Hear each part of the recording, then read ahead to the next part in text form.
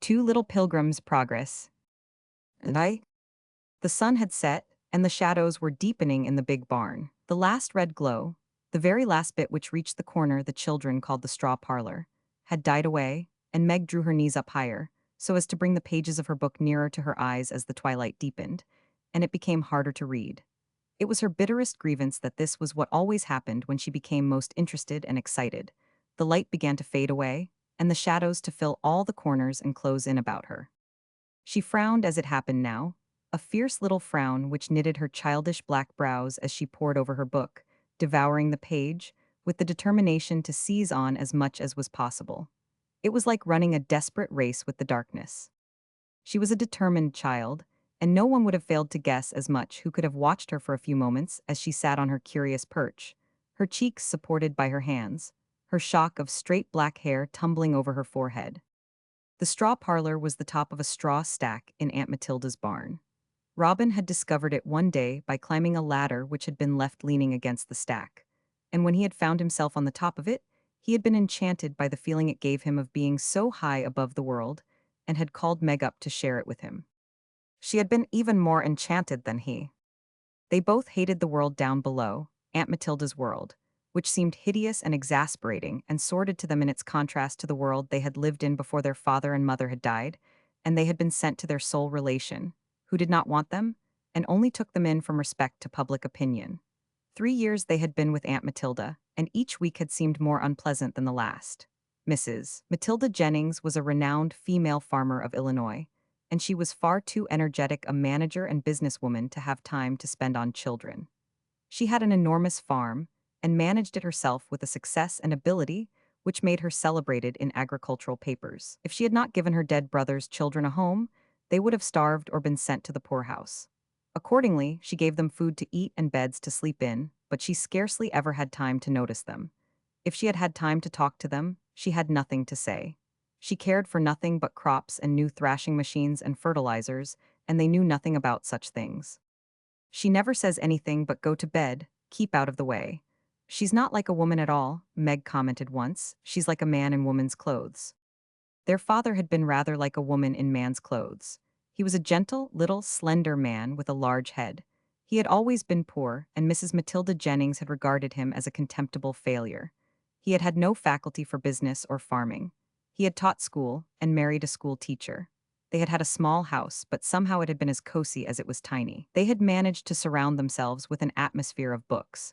By buying the cheap ones they could afford, and borrowing the expensive ones from friends and circulating libraries. The twins, Meg and Robin, had heard stories and read books all the first years of their lives as they sat in their little seats by the small, warm fireside.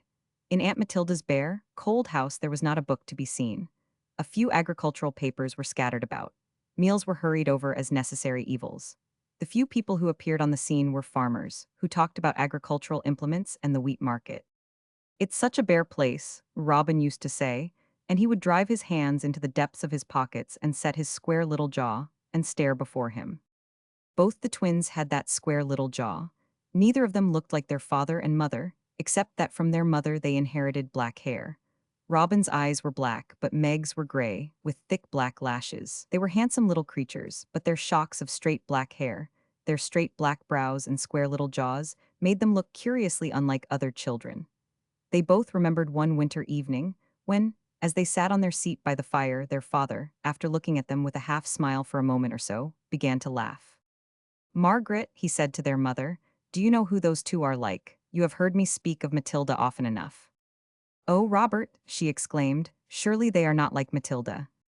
"Well, perhaps it is too much to say they are like her," he answered, "but there is something in their faces that reminds me of her strongly. I don't know what it is exactly, but it is there. It is a good thing, perhaps," with a queer tone in his voice. "Matilda always did what she made up her mind to do. Matilda was a success. I was always a failure." "Ah, no, Bob," she said, "not a failure." She had put her hand on his shoulder, and he lifted it and pressed it against his thin cheek. "Wasn't I, Maggie?" he said gently. "Was I? Well, I think these two will be like Matilda in making up their minds and getting what they want." Before the winter was over, Robin and Meg were orphans, and were with Aunt Matilda, and there they had been ever since. Until the day they found the straw parlor, it had seemed as if no corner in the earth belonged to them. Meg slept on a cot in a woman servant's room. Robin shared a room with someone else. Nobody took any notice of them. When anyone meets us anywhere, Meg said, they always look surprised. Dogs who are not allowed in the house are like us. The only difference is that they don't drive us out, but we are just as much in the way. I know, said Robin. If it wasn't for you, Meg, I should run away. Where? Said Meg. Somewhere, said Robin, setting his jaw. I'd find a place. If it wasn't for you, said Meg, I should be so lonely that I should walk into the river. I wouldn't stand it. It is worth noticing that she did not say, I could not stand it. But after the day they found the straw parlor, they had an abiding place. It was Meg who preempted it before she had been on the top of the stack 5 minutes. After she had stumbled around looking about her, she stopped short and looked down into the barn. Robin, she said, this is another world. We are miles and miles away from Aunt Matilda. Let us make this into our home, just yours and mine, and live here. We are in nobody's way. Nobody will even know where we are, said Robin. Nobody ever asks, Meg, it will be just like our own. We will live here. And so they did. On fine days, when they were tired of playing, they climbed the ladder to rest on the heap of yellow straw. On wet days, they lay and told each other stories, or built caves, or read their old favorite books over again. The stack was a very high one, and the roof seemed like a sort of big tent above their heads, and the barn floor a wonderful, exaggeratedly long distance below. The birds who had nests in the rafters became accustomed to them, and one of the children's chief entertainments was to lie and watch the mothers and fathers carry on their domestic arrangements, feeding their young ones, and quarreling a little sometimes about the way to bring them up. The twins invented a weird little cry, with which they called each other, if one was in the straw parlor and the other one entered the barn, to find out whether it was occupied or not. They never mounted to the straw parlor or descended from it if anyone was within sight. This was their secret. They wanted to feel that it was very high and far away from Aunt Matilda's world, and if anyone had known where they were or had spoken to them from below, the charm would have been broken. This afternoon, as Meg pored over her book, she was waiting for Robin. He had been away all day. At 12 years old, Robin was not of a light mind. When he had been only 6 years old, he had had serious plans. He had decided that he would be a great inventor. He had also decided, a little later, that he would not be poor like his father but would be very rich. He had begun by having a savings bank, into which he put rigorously every penny that was given to him. He had been so quaintly systematic about it that people were amused and gave him pennies instead of candy and toys. He kept a little banking book of his own. If he had been stingy, he would have been a very unpleasant little boy, but he was only strict with himself. He was capable of taking from his capital to do the gentlemanly thing by Meg at Christmas. He has the spirit of the financier, that is all, said his father. Since he had been with Aunt Matilda, he had found opportunities to earn a trifle rather frequently. On the big place there were small, troublesome duties the farm hands found he could be relied on to do, which they were willing to pay for. They found out that he never failed them. Smart little chap, they said, always up to time when he undertakes a thing. Today he had been steadily at work under the head man. Aunt Matilda had no objection to his odd jobs. He has his living to earn, and he may as well begin, she said. So Meg had been alone since morning. She had only one duty to perform, and then she was free. The first spring they had been with Aunt Matilda, Robin had invested in a few chickens, and their rigorous care of them had resulted in such success that the chickens had become a sort of center of existence to them. They could always have any dreams of the future upon the fortune to be gained by chickens.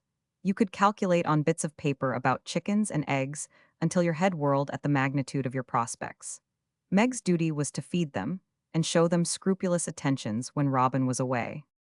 After she had attended to them, she went to the barn and, finding it empty, climbed up to the straw parlor with an old Pilgrim's Progress to spend the day. This afternoon, when the light began to redden and then to die away, she and Christian were very near the gates. She longed so to go in with him, and was yearning towards them with breathless eagerness, when she heard Robin's cry below, coming up from the barn floor. She sprang up with a start, feeling bewildered a second, before she answered. The City Beautiful was such millions of miles away from Aunt Matilda's barn. She found herself breathing quickly and rubbing her eyes as she heard Robin hurrying up the ladder. Somehow she felt as if he was rather in a hurry, and when his small, black shock head and wide-awake black eyes appeared above the straw, she had a vague feeling that he was excited, and that he had come from another world. He clambered onto the stack and made his way to her, and threw himself full length on the straw at her side. Meg, he said, "Hallo, you look as if you were in a dream. Wake up. Jones and Jerry are coming to the barn. I hurried to get here before them. They're talking about something I want you to hear, something new. Wake up." "Oh, Robin," said Meg, clutching her book and coming back to earth with a sigh. "I don't want to hear Jones and Jerry. I don't want to hear any of the people down there. I've been reading the Pilgrims' Progress, and I do so wish there was a city beautiful." Robin gave a queer little laugh. He really was excited. "There is going to be one," he said. "Jones and Jerry don't really know it, but it is something like that they are talking about. A city beautiful, a real one on this earth and not 100 miles away. Let's get near the edge and listen." Roman 2. They drew as near to the edge as they could without being seen. They did not understand in the least. Robin was not given to practical jokes, but what he had said sounded rather as if there was a joke somewhere. But she saw Jones and Jerry enter the barn, and saw, before they entered, that they were deep in talk. It was Jones who was speaking. Jones was Aunt Matilda's head man, and was an authority on many things. "There's been exhibitions and fairs all over the world," he was saying, "but there's been nothing like what this will be. It will be a city, that's what it will be, and all the world is going to be in it. They are going to build it fronting on the water, and bank the water up into lakes and canals, and build places like white palaces beside them, and decorate the grounds with statues and palms and flowers and fountains, and there's not a country on earth that won't send things to fill the buildings. And there won't be anything a man can't see by going through 'em. It'll be as good as a college course to spend a week there." Meg drew a little closer to Robin in the straw. "What are they talking about?" she whispered. "Listen," said Bob. Jerry, who was moving about at some work below, gave a chuckling laugh. "Trust 'em to do the biggest thing yet, or bust them Chicago people," he said. "It's got to be the biggest thing, a Chicago fair." "It's not going to be the Chicago Fair," Jones said. "They're not going to put up with no such idea as that. It's the World's Fair. They're going to ring in the universe." "That's Chicago out and out," said Jerry. "Buildings 20 stories high, and the thermometer 25 degrees below zero, and a World's Fair. Christopher Columbus, I'd like to see it." "I bet Christopher Columbus would like to see it," said Jones. "It's out of compliment to him they're getting it up for discovering Chicago." "Well, I didn't know he made his name that way particular," said Jerry. "Thought what he prided hisself on was discoverin' America." "Same thing," said Jones. "Same thing, wouldn't have had much to blow about and have statues set up, and comic operas written about him, if it had only been America he'd discovered. Chicago does him full credit, and she's goin' to give him a send-off that'll be a credit to her." Robin smothered a little laugh in his coat sleeve. He was quite used to hearing jokes about Chicago. The people in the country round it were enormously proud of it, and its great schemes and great buildings and multimillionaires, but those who were given to jokes had the habit of being jocular about it, just as they had the habit of proclaiming and dwelling upon its rush and wealth and enterprise. But Meg was not a jocular person. She was too intense and easily excited. She gave Robin an impatient nudge with her elbow, not in reproof, but as a sort of irrepressible ejaculation. "I wish they wouldn't be funny," she exclaimed. "I want them to tell more about it. I wish they'd go on." But they did not go on, at least, not in any way that was satisfactory. They only remained in the barn a short time longer, and they were busy with the work they had come to do. Meg craned her neck and listened, but they did not tell more, and she was glad when they went away, so that she could turn to Robin. "Don't you know more than that?" she said. "Is it true? What have you heard? Tell me yourself." "I've heard a lot today," said Robin. "They were all talking about it all the time, and I meant to tell you myself, only I saw Jones and Jerry coming, and thought, perhaps, we should hear something more if we listened." They clambered over to their corner and made themselves comfortable. Robin lay on his back, but Meg leaned on her elbows, as usual, with her cheeks resting on her hands. Her black elf locks hung over her forehead, and her big eyes shone. "Rob," she said, "go on, what's the rest?" "The rest," he said. "It would take a week to tell it all, I should think. But it's going to be the most wonderful thing in the world. They are going to build a place that will be like a white, beautiful city on the borders of the lake. That was why I called it the City Beautiful. It won't be on the top of a hill, of course. But if it is on the edge of the lake, and the sun shines and the big water is blue, and there are shining white palaces, it will be better, I believe," said Meg. "What is going to be in the city?" "Everything in the world," said Robin. "Things from everywhere, from every country." "There are a great many countries," said Meg. "You know how it is in the geography. Europe, Asia, and Africa, as well as America. Spain and Portugal and France and England, and Sweden and Norway and Russia and Lapland and India and Italy and Switzerland and all the others. There will be things and people brought from them all. I heard them say so. They say there will be villages with people walking about in them. Everything in the world, said Robin. Do they walk about when they are at home? Exclaimed Meg.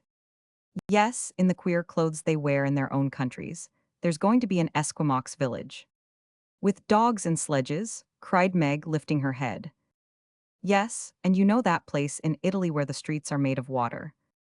It's Venice, said Meg, and they go about in boats called gondolas. And the men who take them about are called gondoliers, interrupted Robin.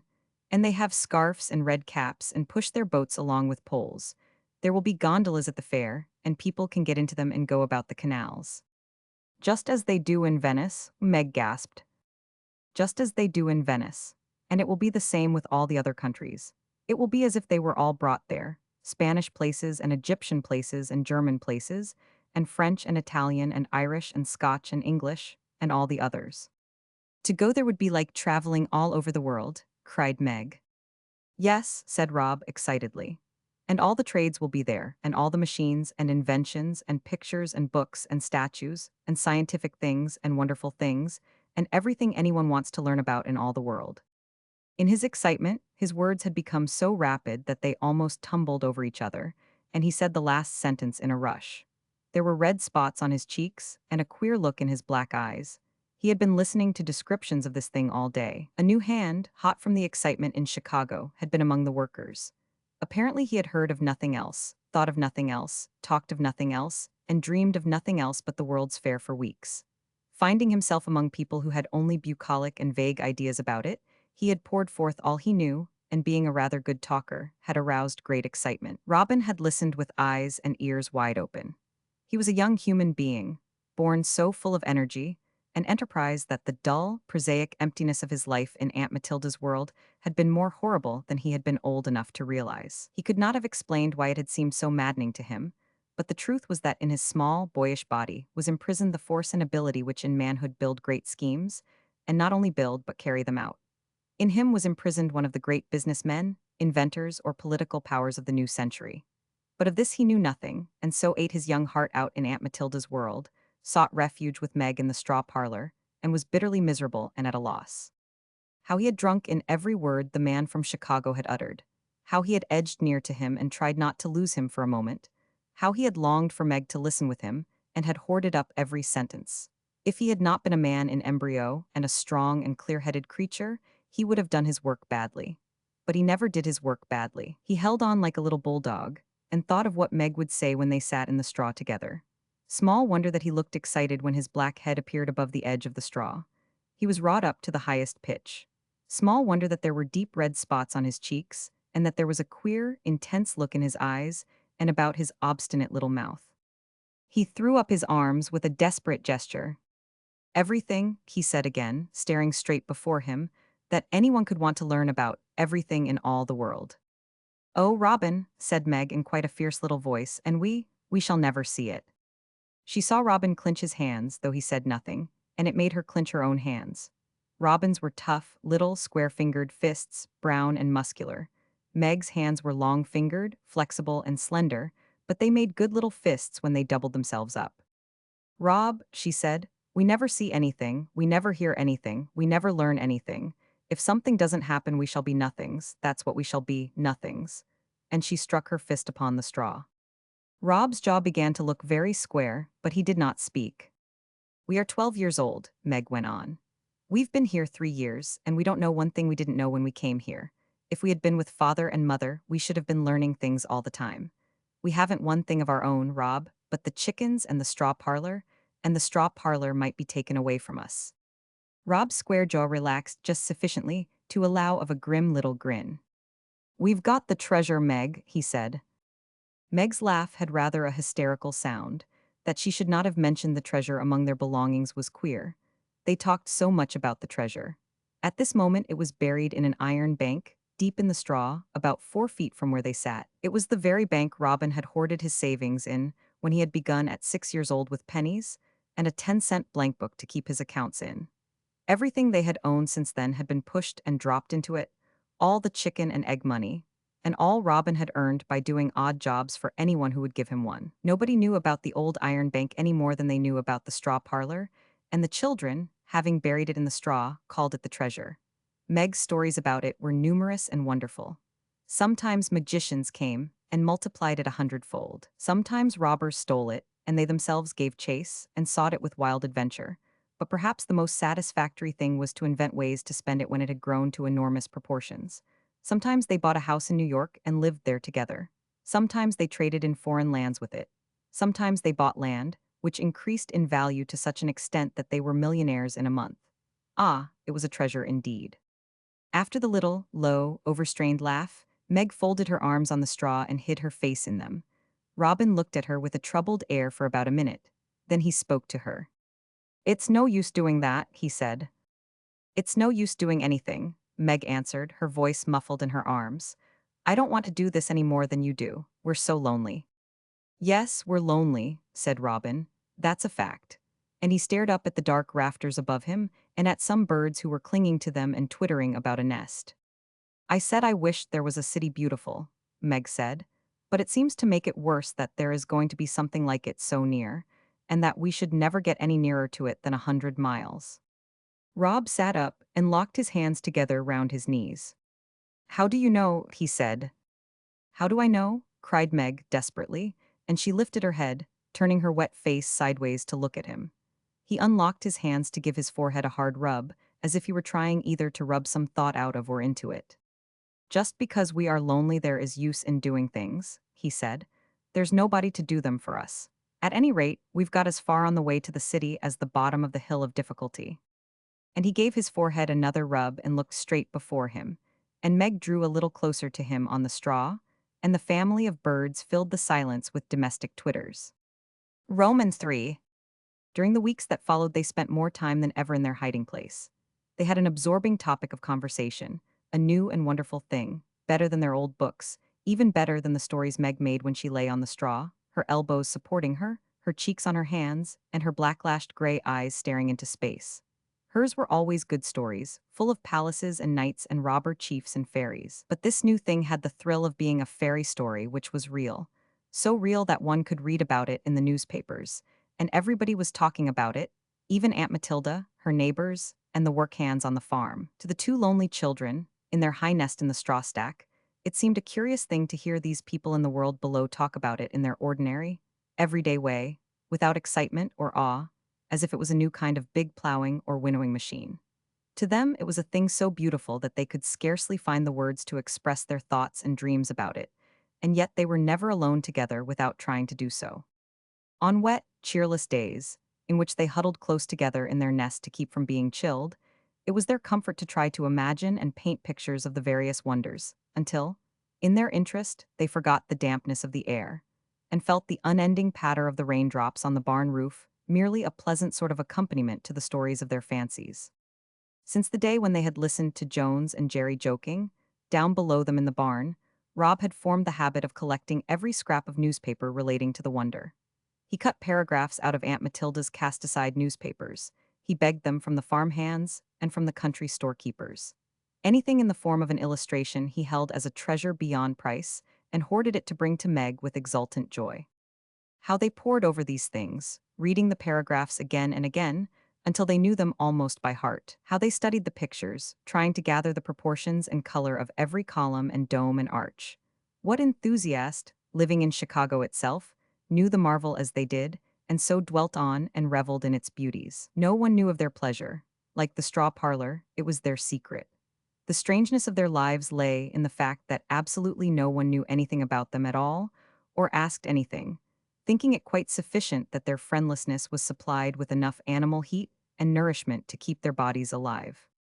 Of that other part of them, their restless, growing young brains and naturally craving hearts, which in their own poor enough but still human little home had at least been recognized and cared for, Aunt Matilda knew nothing, and indeed had never given a thought to it. She had not undertaken the care of intelligences and affections. Her own were not of an order to require supervision. She was too much occupied with her 1,000-acre farm and the amazing things she was doing with it. That the children could read and write and understood some arithmetic she knew. She had learned no more herself, and had found it enough to build her fortune upon. She had never known what it was to feel lonely and neglected, because she was a person quite free from affections and quite enough for herself. She never suspected that others could suffer from a weakness of which she knew nothing, because it had never touched her. If anyone had told her that these two children, who ate her plentiful, rough meals at her table, among field hands and servants, were neglected and lonely, and that their dim knowledge of it burned in their childish minds, she would have thought the announcement a piece of idle, sentimental folly. But that no solid detail of her farming was a fact more real than this one was the grievous truth. When we were at home, was Meg's summing up of the situation, at least we belonged to somebody. We were poor and wore our clothes a long time, and had shabby shoes, and couldn't go on excursions, but we had our little bench by the fire. And father and mother used to talk to us and let us read their books and papers and try to teach us things. I don't know what we were going to be when we grew up, but we were going to do some sort of work and know as much as father and mother did. I don't know whether that was a great deal or not, but it was something. It was enough to teach school, said Robin. If we were not so far out in the country now, I believe Aunt Matilda would let us go to school if we asked her. It wouldn't cost her anything if we went to the public school. She wouldn't if we didn't ask her, said Meg. She would never think of it herself. Do you know what I was thinking yesterday? I was looking at the pigs in their sty. Some of them were eating, and one was full and was lying down going to sleep. And I said to myself, Robin and I are just like you. We live just like you. We eat our food and go to bed and get up again and eat some more food. We don't learn anything more than you do, and we are not worth as much to anybody. We are not even worth killing at Christmas. If they had never known any other life, or if nature had not given them the big, questioning eyes and square little jaws and strong, nervous little fists, they might have been content to sink into careless idleness and apathy. No one was actively unkind to them. They had their straw parlor, and were free to amuse themselves as they chose. But they had been made of the material of which the world's workers are built, and their young hearts were full of a restlessness and longing whose full significance they themselves did not comprehend. And this wonder working in the world beyond them, this huge, beautiful marvel, planned by the human brain and carried out by mere human hands, this great thing with which all the world seemed to them to be throbbing, and which seemed to set no limit to itself, and prove that there was no limit to the power of human wills and minds. This filled them with a passion of restlessness and yearning greater than they had ever known before. It is an enchanted thing, you know, Robin. It's an enchanted thing, Meg said one day, looking up from her study of some newspaper clippings and a magazine with some pictures in it. It seems like it, said Robin. I'm sure it's enchanted, Meg went on. It seems so tremendous that people should think they could do such huge things, as if they felt as if they could do anything or bring anything from anywhere in the world. It almost frightens me sometimes, because it reminds me of the Tower of Babel. Don't you remember how the people got so proud that they thought they could do anything, and they began to build the tower that was to reach to heaven? And then they all woke up one morning and found they were all speaking different languages and could not understand each other. Suppose everybody was suddenly struck like that some morning now? I mean the fair people. Widening her eyes with a little shiver. They won't be, said Rob. Those things have stopped happening. Yes, they have, said Meg. Sometimes I wish they hadn't. If they hadn't, perhaps if we made burnt offerings, we might be taken by a miracle to see the World's Fair. We haven't anything to burn, said Rob rather gloomily. We've got the chickens, Meg answered as gloomily, but it wouldn't do any good. Miracles are over. The world is all different, said Robin. You have to do your miracle yourself. It will be a miracle, Meg said, if we ever get away from Aunt Matilda's world and live like people instead of like pigs who are comfortable, and we shall have to perform it ourselves. There is no one else, said Robin.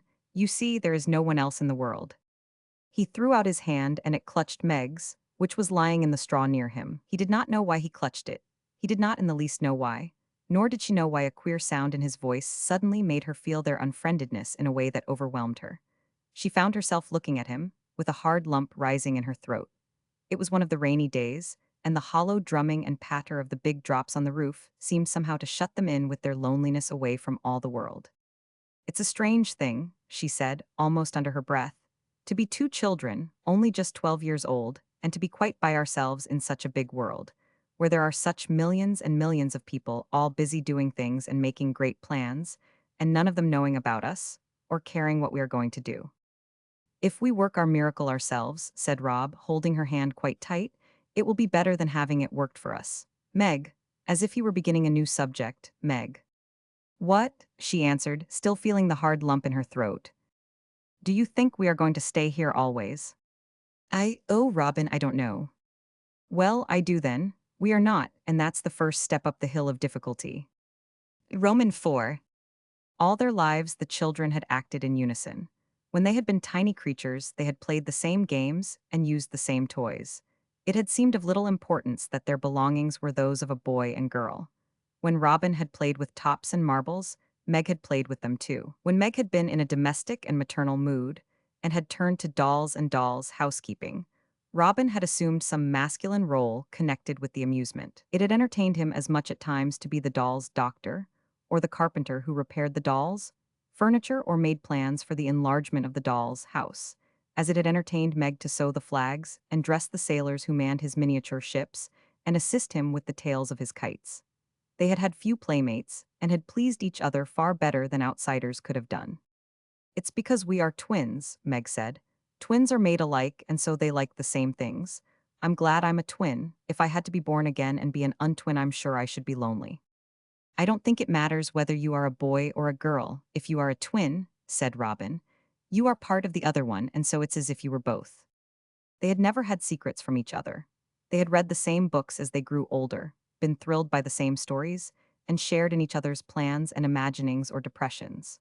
So it was a curious thing that, at this special time, when they were drawn nearest to one another by an unusual interest and sympathy, there should have arrived a morning when each rose with a thought unshared by the other. Aunt Matilda was very busy that day. She was always busy, but this morning seemed more actively occupied than usual. She never appeared to sit down, unless to dispose of a hurried meal or go over some accounts. She was a wonderful woman, and the twins knew that the most objectionable thing they could do was not to remove themselves after a repast was over. But this morning, Meg walked over to a chair and firmly sat down in it, and watched her as she vigorously moved things about, rubbed dust off them, and put them in their right places. Meg's eyes were fixed on her very steadily. She wondered if it was true that she and Robin were like her, and if they would be more like her when they had reached her age, and what would have happened to them before that time came.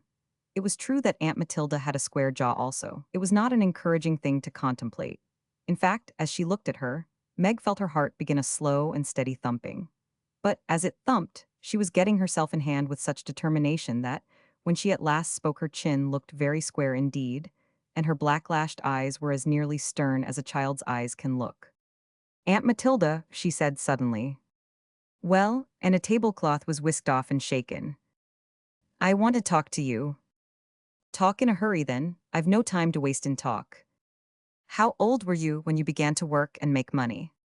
Aunt Matilda smiled grimly. I worked out for my board when I was 10 years old, she said. Me and your father were left orphans, and we had to work or starve. When I was 12, I got a place to wash dishes and look after children and run errands, and I got $1 a week because it was out in the country, and girls wouldn't stay there. Do you know how old I am? Asked Meg. I've forgotten. I'm 12 years old. She got up from her chair and walked across the room and stood looking up at Aunt Matilda. I'm an orphan too, and so is Robin, she said, and we have to work. You give us a place to stay in, but there are other things. We have no one, and we have to do things ourselves. And we are 12, and 12 is a good age for people who have to do things for themselves. Is there anything in this house, or in the dairy, or on the farm that would be worth wages, that I could do? I don't care how hard it is if I can do it. If Aunt Matilda had been a woman of sentiment, she might have been moved by the odd, unchildish tenseness and sternness of the little figure, and the straight-gazing eyes, which looked up at her from under the thick black hair tumbling in short locks over the forehead. 12 years old was very young to stand and stare the world in the face with such eyes. But she was not a woman of sentiment, and her life had been spent among people who knew their right to live could only be won by hard work, and who began the fight early. So she looked at the child without any emotion whatever. Do you suppose you could more than earn your bread if I put you in the dairy and let you help there? She said. Yes, answered Meg unflinchingly. I know I could. I'm strong for my age and I've watched them doing things there. I can wash pans and bowls and cloths and carry things about and go anywhere I'm told. I know how clean things have to be kept. Aunt Matilda, she said suddenly. Well, said Aunt Matilda, looking her over sharply, they've been complaining about the work being too much for them lately. You go in there this morning and see what you can do. You shall have $1 a week if you're worth it. You're right about its being time that you should begin earning something." "Thank you, ma'am," said Meg, and she turned round and walked away in the direction of the dairy, with two deep red spots on her cheeks and her heart thumping again, though this time it thumped quickly. She reached the scene of action in the midst of a rush of work, and after their first rather exasperated surprise at so immature and inexperienced a creature being supposed to be able to help them, the women found plenty for her to do. She said so few words and looked so little afraid that she made a sort of impression on them. "See," she said to the head woman, "Aunt Matilda didn't send me to do things that need teaching. Just tell me the little things, it does not matter what, and I'll do them. I can." How she worked that morning, how she ran on errands, how she carried this and that, how she washed and scrubbed milk pans, and how all her tasks were menial and apparently trivial, though entirely necessary, and how the activity and rapidity and unceasingness of them tried her unaccustomed young body, and finally made her limbs ache and her back feel as if it might break at some unexpected moment, Meg never forgot. But such was the desperation of her indomitable little spirit and the unconquerable will she had been born with, that when it was over she was no more in the mood for giving up than she had been when she walked in among the workers after her interview with Aunt Matilda. When dinner time came, she walked up to Mrs. Macartney, the manager of the dairy work, and asked her a question. "Have I helped you?" she said. "Yes, you have," said the woman, who was by no means an ill-natured creature for a hard-driven woman. "You've done first-rate." "Will you tell Aunt Matilda that?" said Meg. "Yes," was the answer. Meg was standing with her hands clasped tightly behind her back, and she looked at Mrs. Macartney, very straight and hard from under her black brows. "Mrs. Macartney," she said, "if I'm worth it, Aunt Matilda will give me $1 a week, and it's time I began to work for my living. Am I worth that much?" "Yes, you are," said Mrs. Macartney, "if you go on as you've begun." "I shall go on as I've begun," said Meg. "Thank you, ma'am," and she walked back to the house. After dinner, she waited to speak to Aunt Matilda again. "I went to the dairy," she said. "I know you did," Aunt Matilda answered. "Mrs. Macartney told me about it. You can go on. I'll give you the $1 a week." She looked the child over again, as she had done in the morning, but with a shade of expression which might have meant a touch of added interest. Perhaps her mind paused just long enough to bring back to her the time when she had been a worker at 12 years old, and also had belonged to no one. "She'll make her living," she said, as she watched Meg out of the room. "She's more like me than she is like her father. Robert wasn't worthless, but he had no push." Having made quite sure that she was not wanted in the dairy for the time being, Meg made her way to the barn. She was glad to find it empty, so that she could climb the ladder without waiting. When she reached the top and clambered over the straw, the scent of it seemed delightful to her. It was like something welcoming her home. She threw herself down full length in the straw parlor. Robin had not been at dinner. He had gone out early and had not returned. As she lay, stretching her tired limbs and staring up at the nest in the dark, tent-like roof above her, she hoped he would come. And he did. In about 10 minutes she heard the signal from the barn floor and answered it. Robin came up the ladder rather slowly. When he made his way over the straw to her corner and threw himself down beside her, she saw that he was tired too. They talked a few minutes about ordinary things, and then Meg thought she would tell him about the dairy. But it appeared that he had something to tell himself, and he began first. "I've been making a plan, Meg," he said. "Have you?" said Meg. "What is it?" "I've been thinking about it for 2 or 3 days," he went on, "but I thought I wouldn't say anything about it till I tried how it would work." Meg raised herself on her elbow and looked at him curiously. It seemed so queer that he should have had a plan too. "Have you tried?" she said. "Yes," he answered.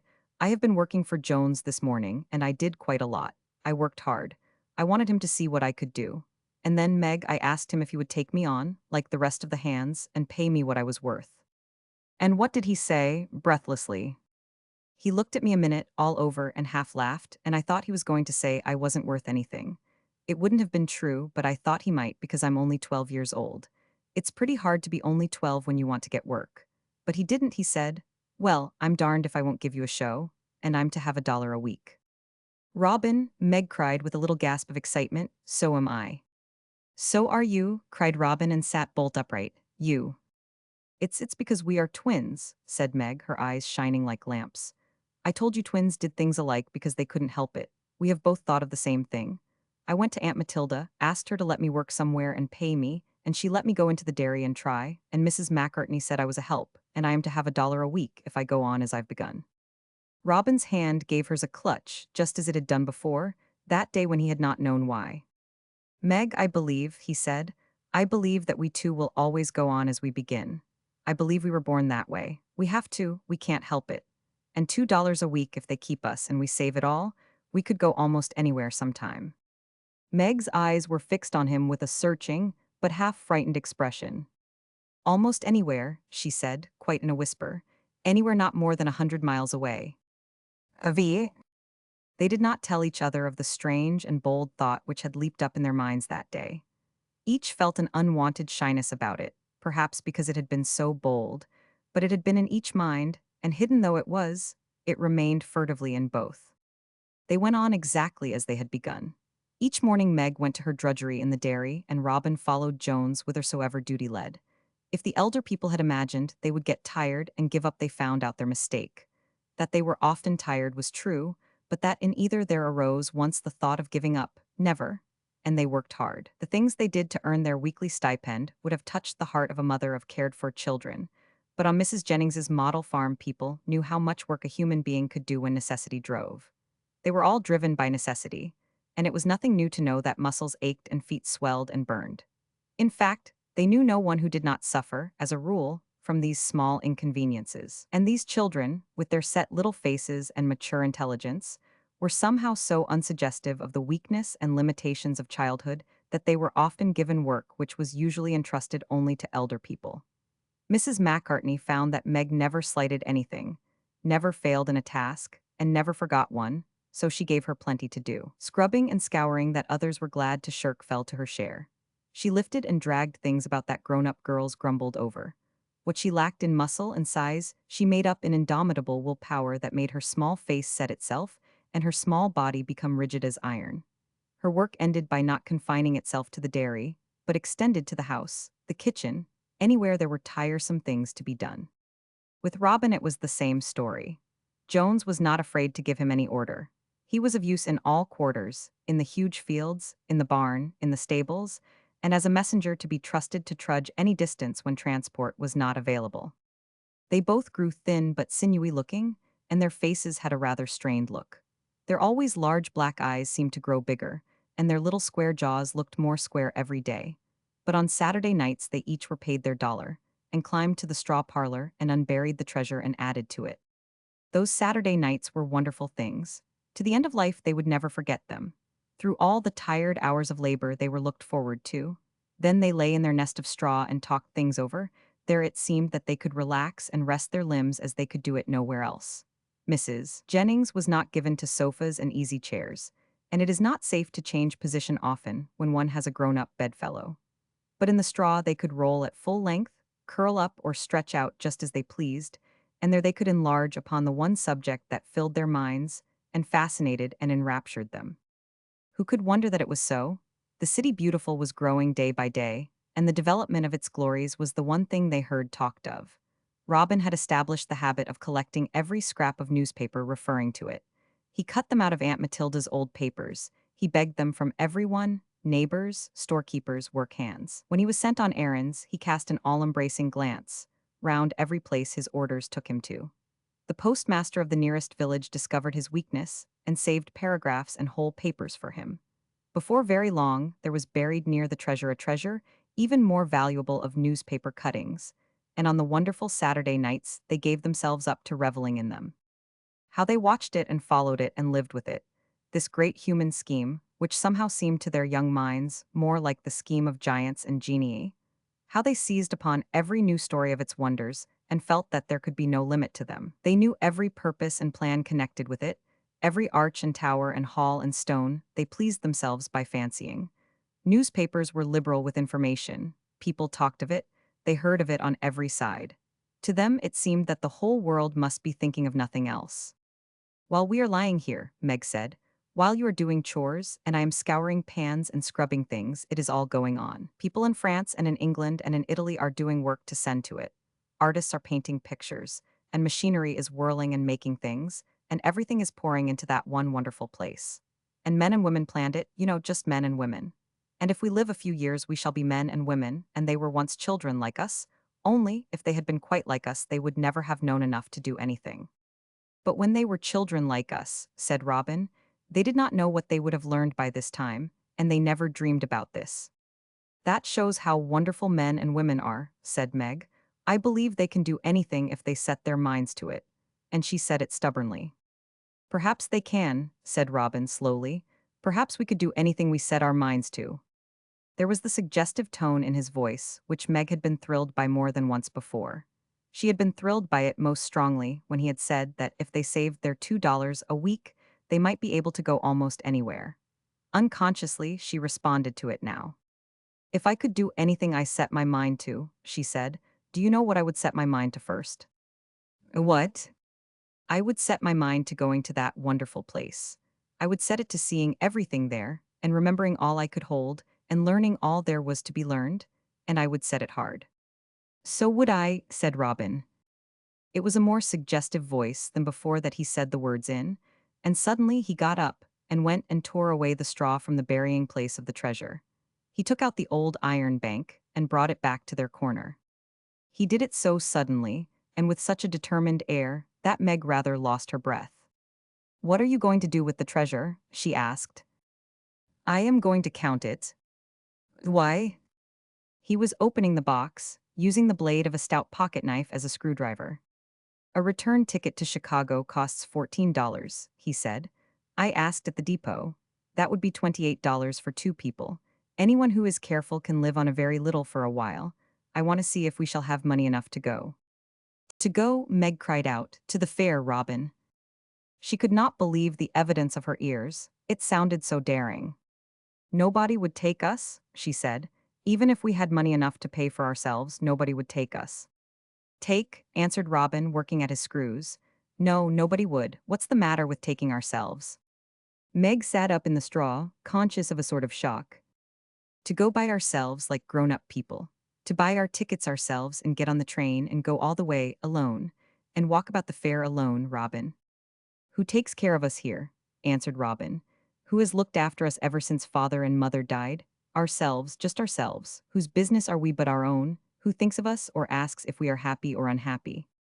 Nobody, said Meg, and she hid her face and her arms on her knees. Robin went on stubbornly. Nobody is ever going to do it, he said. If we live to be hundreds of years old. I've thought of it when I've been working in the fields with Jones, and I've thought of it when I've been lying awake at night. It's kept me awake many and many a time. So it has me, said Meg.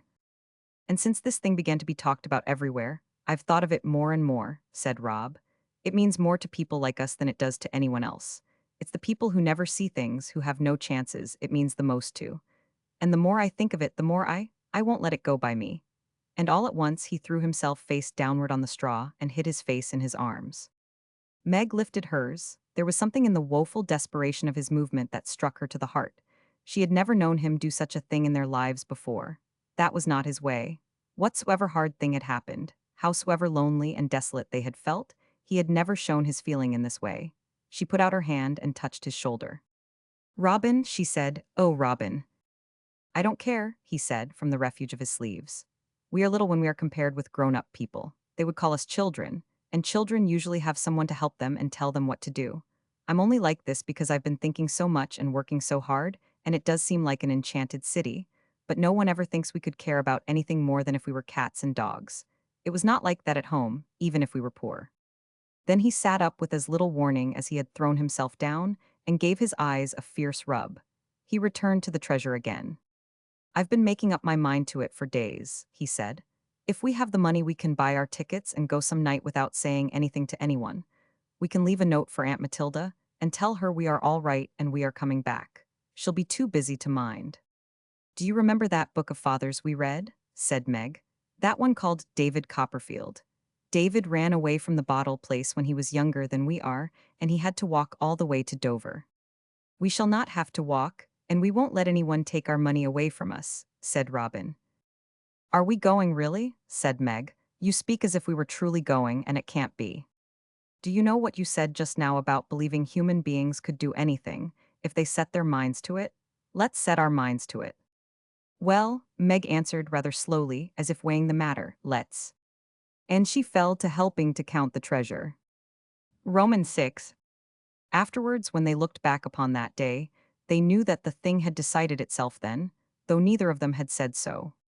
The truth was, Robin used to say, we had both been thinking the same thing, as we always do, but we had been thinking it in the back part of our minds. We were afraid to let it come to the front at first, because it seemed such a big thing, but it went on thinking by itself. That time when you said, we shall never see it, and I said, how do you know? We were both thinking about it in one way, and I know I was thinking about it when I said, we are not going to stay here always. That is the first step up the hill of difficulty. And that day when you said you would not let it go by you, Meg would answer, that was the day we reached the wicket gate. It seemed very like it, for from that day their strange, unchildish purpose grew and ripened, and never for an hour was absent from the mind of either. If they had been like other children, living happy lives, full of young interests and pleasures, it might have been crossed out by other and newer things. If they had been of a slighter mental build and less strong, they might have forgotten it. But they never did.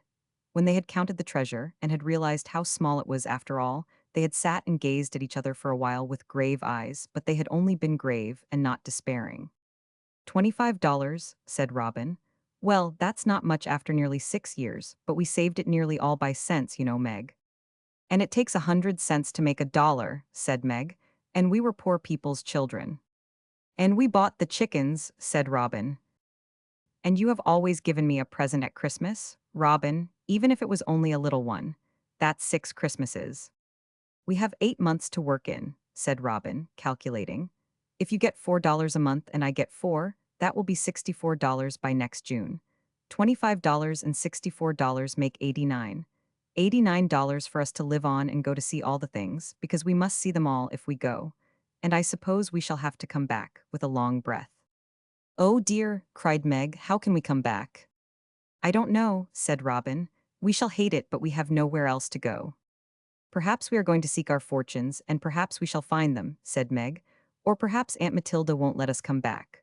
Rob, with some awe, do you think she will be angry? I've thought about that, Robin answered contemplatively, and I don't think she will. She would be too busy to care much even if we ran away and said nothing. But I shall leave a letter, and tell her we have saved our money and gone somewhere for a holiday, and we're all right, and she need not bother. She won't bother even if she is angry, Meg said, with mournful eyes. She doesn't care about us enough. If she loved us, Rob said, and was too poor to take us herself, we couldn't go at all. We couldn't run away because it would worry her so. You can't do a thing, however much you want to do it, if it is going to hurt somebody who is good to you and cares. Well then, we needn't stay here because of Aunt Matilda, said Meggie. That's one sure thing. It wouldn't interfere with her plowing if we were both to die at once. No, said Rob, deliberately. That's just what it would not. And he threw himself back on the straw and clasped his hands under his head, gazing up into the dark roof above him with very reflective eyes. But they had reached the wicket gate, and from the hour they passed it there was no looking back. That in their utter friendlessness and loneliness, they should take their 12-year-old fates in their own strong little hands was, perhaps, a pathetic thing. That once having done so, they moved towards their object as steadily as if they had been of the maturest years was remarkable, but no one ever knew or even suspected the first until the last. The days went by, full of work, which left them little time to lie and talk in the straw parlor. They could only see each other in the leisure hours, which were so few, and only came when the day was waning. Finding them faithful and ready, those about them fell into the natural, easy, human unworthiness of imposing by no means infrequently on their inexperienced willingness and youth. So they were hard enough worked, but each felt that every day that passed brought them nearer to the end in view. And there was always something to think of, some detail to be worked out mentally, or to be discussed, in the valuable moments when they were together. It's a great deal better than it used to be, Meg said. At all events, it's better to feel tired by working than to be tired of doing nothing but think and think dreary things. As the weather grew colder, it was hard enough to keep warm in their hiding place. They used to sit and talk, huddled close together, bundled in their heaviest clothing, and with the straw heaped close around them and over them. There were so many things to be thought of and talked over. Robin collected facts more sedulously than ever, facts about entrance fees, facts about prices of things to eat, facts about places to sleep. Going to the fair yourself, Sonny? Jones said to him one day. Jones was fond of his joke. You're right to be inquirin' round. Them hotel keepers is given to tot up bills several stories higher than their hotels is themselves. But I suppose a person needn't go to a hotel, said Robin. There must be plenty of poor people who can't go to hotels, and they'll have to sleep somewhere. Ah, there's plenty of poor people, responded Jones cheerfully. Plenty of 'em. Always is. But they won't go to Chicago while the fair's on. They'll sleep at home, that's where they'll sleep. That's the worst of it, Rob said to Meg afterwards. You see, we have to sleep somewhere. We could live on bread and milk or crackers and cheese or oatmeal, but we have to sleep somewhere.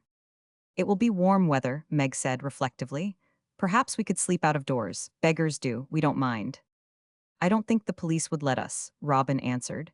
If they would, perhaps we might have to some night, but we are going to that place, Meg, we are going. Yes, they believed they were going, and lived on the belief. This being decided, howsoever difficult to attain, it was like them both that they should dwell upon the dream, and revel in it in a way peculiarly their own. It was Meg whose imagination was the stronger, and it is true that it was always she who made pictures in words and told stories. But Robin was always as ready to enter into the spirit of her imaginings as she was to talk about them. There was a word he had once heard his father use which had caught his fancy. In fact, it had attracted them both, and they applied it to this favorite pleasure of theirs of romancing with everyday things. The word was philander. Now we have finished adding up and making plans, he would say, putting his 10-cent account book into his pocket. Let us philander about it. And then Meg would begin to talk about the city beautiful. A city beautiful which was a wonderful and curious mixture of the enchanted one the whole world was pouring its treasures into, 100 miles away, and that city beautiful of her own which she had founded upon the one towards which Christian had twalled, through the slough of despond and up the hill of difficulty and past Doubting Castle. Somehow one could scarcely tell where one ended and the others began, they were so much alike, these three cities, Christian's, Meg, and the fair, ephemeral one the ending of the 19th century had built upon the Blue Lake side. They must look alike, said Meg. I am sure they must. See what it says in the Pilgrim's Progress. Now just as the gates were opened to let in the men, I looked in after them, and behold, the city shone like the sun. And then it says, the talk they had with the shining ones was about the glory of the place, who told them that the beauty and glory of it were inexpressible. I always think of it, Robin, when I read about those places like white palaces and temples and towers that are being built. I am so glad they are white. Think how the city will shine like the sun when it stands under the blue sky and by the blue water on a sunshiny day. They had never read the dear old worn Pilgrim's Progress as they did in those days. They kept it in the straw near the treasure and always had it at hand to refer to. In it they seemed to find parallels for everything. Aunt Matilda's world is the city of destruction, they would say. And our loneliness and poorness are like Christian's burden. We have to carry it like a heavy weight and it holds us back. What was it that Goodwill said to Christian about it? Robin asked. Meg turned over the pages. She knew all the places by heart. It was easy enough to find and read how. At last there came a grave person to the gate, named Goodwill, and in the end he said, as to thy burden, be content to bear it until thou comest to the place of deliverance, for there it will fall from thy back itself. But out of the Pilgrim's Progress, Robin said with his reflecting air, burdens don't fall off by themselves. If you are content with them, they stick on and get bigger. Ours would, I know. You have to do something yourself to get them off. But, with a little pause for thought, I like that part, Meg. And I like Goodwill because he told it to him. It encouraged him, you know. You see, it says next. Then Christian began to gird up his loins and address himself to his journey. Robin, said Meg, suddenly shutting the book and giving it a little thump on the back, it's not only Christian's city that is like our city. We are like Christian. We are pilgrims, and our way to that place is our Pilgrim's Progress. Romans 7. And the cold days of hard work kept going by, and the city beautiful grew, and huddled close together in the straw, the children planned and dreamed, and read and reread the Pilgrim's Progress, following Christian step by step. And Aunt Matilda became busier every day, it seemed, and did not remember that they were alive except when she saw them. And nobody guessed and nobody knew. Days so quickly grow to weeks, and weeks slip by so easily until they are months. And at last there came a time when Meg, going out in the morning, felt a softer air, and stopped a moment by a bare tree to breathe it in and feel its lovely touch upon her cheek. She turned her face upward with a half-involuntary movement, and found herself looking at such a limitless vault of tender blueness that her heart gave a quick throb, seemed to spring up to it and carry her with it. For a moment it seemed as if she had left the earth far below, and was soaring in the soft depths of blueness themselves. And suddenly, even as she felt it, she heard on the topmost branch of the bare tree a brief little rapturous trill, and her heart gave a leap again, and she felt her cheeks grow warm. "It is a bluebird," she said. "It is a bluebird, and it is the spring, and that means that the time is quite near." She had a queer little smile on her face all day as she worked. She did not know it was there herself, but Mrs. McCartney saw it. "What's pleasing you so, Meggie, my girl?" she asked. Meg wakened up with a sort of start. "I don't know exactly," she said. "You don't know," said the woman, good-naturedly. "You look as if you were thinking over a secret, and it was a pleasant one." That evening, it was not cold when they sat in the straw parlor, and Meg told Robin about the bluebird. "It gave me a strange feeling to hear it," she said. "It seemed as if it was speaking to me. It said, 'You must get ready, it is quite near.'" They had made up their minds that they would go in June, before the weather became so hot that they might suffer from it. "Because we have to consider everything," was Robin's idea. "We shall be walking about all the time, and we have no cool clothes, and we shall have no money to buy cool things, and if we should be ill, it would be worse for us than for children who have someone with them." In the little account book they had calculated all they should own on the day their pilgrimage began. They had apportioned it all out. So much for the price of the railroad tickets, so much for entrance fees, and not so much but so little, oh so little, for their food and lodging. "I have listened when Jones and the others were talking," said Robin, "and they say that everybody who has room to spare, and wants to make money, is going to let every corner they have. So you see there will be sure to be people who have quite poor places that they would be obliged to rent cheap to people who are poor, like themselves. We will go through the small side streets and look." The first bluebird came again, day after day, and others came with it, until the swift dart of blue wings through the air and the delicious ripple of joyous sound were no longer rare things. The days grew warmer, and the men threw off their coats and began to draw their shirt sleeves across their foreheads when they were at work. One evening, when Robin came up into the straw parlor, he brought something with him. It was a battered old tin coffee pot. "What is that for?" asked Meg, for he seemed to carry it as if it was of some value. "It's old and rusty, but there are no holes in it," Robin answered. "I saw it lying in a fence corner, where someone had thrown it, perhaps a tramp, and it put a new thought into my head. It will do to boil eggs in." "Eggs?" said Meg.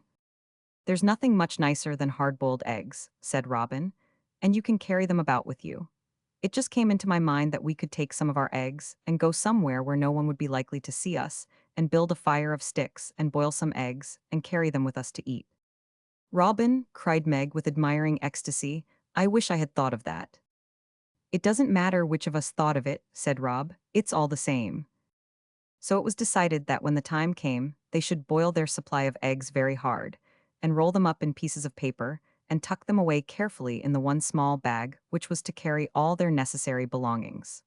These belongings would be very few, just enough to keep them decent and clean, and a brush and comb between them. They used to lie in bed at night, with beating hearts, thinking it all over, sometimes awakening in a cold perspiration from a dreadful dream, in which Aunt Matilda or Jones or some of the hands had discovered their secret and confronted them with it in all its daring. They were so full of it night and day that Meg used to wonder that the people about them did not see it in their faces. "They are not thinking of us," said Robin. "They are thinking about crops. I dare say Aunt Matilda would like to see the agricultural building, but she couldn't waste the time to go through the others." Oh, what a day it was!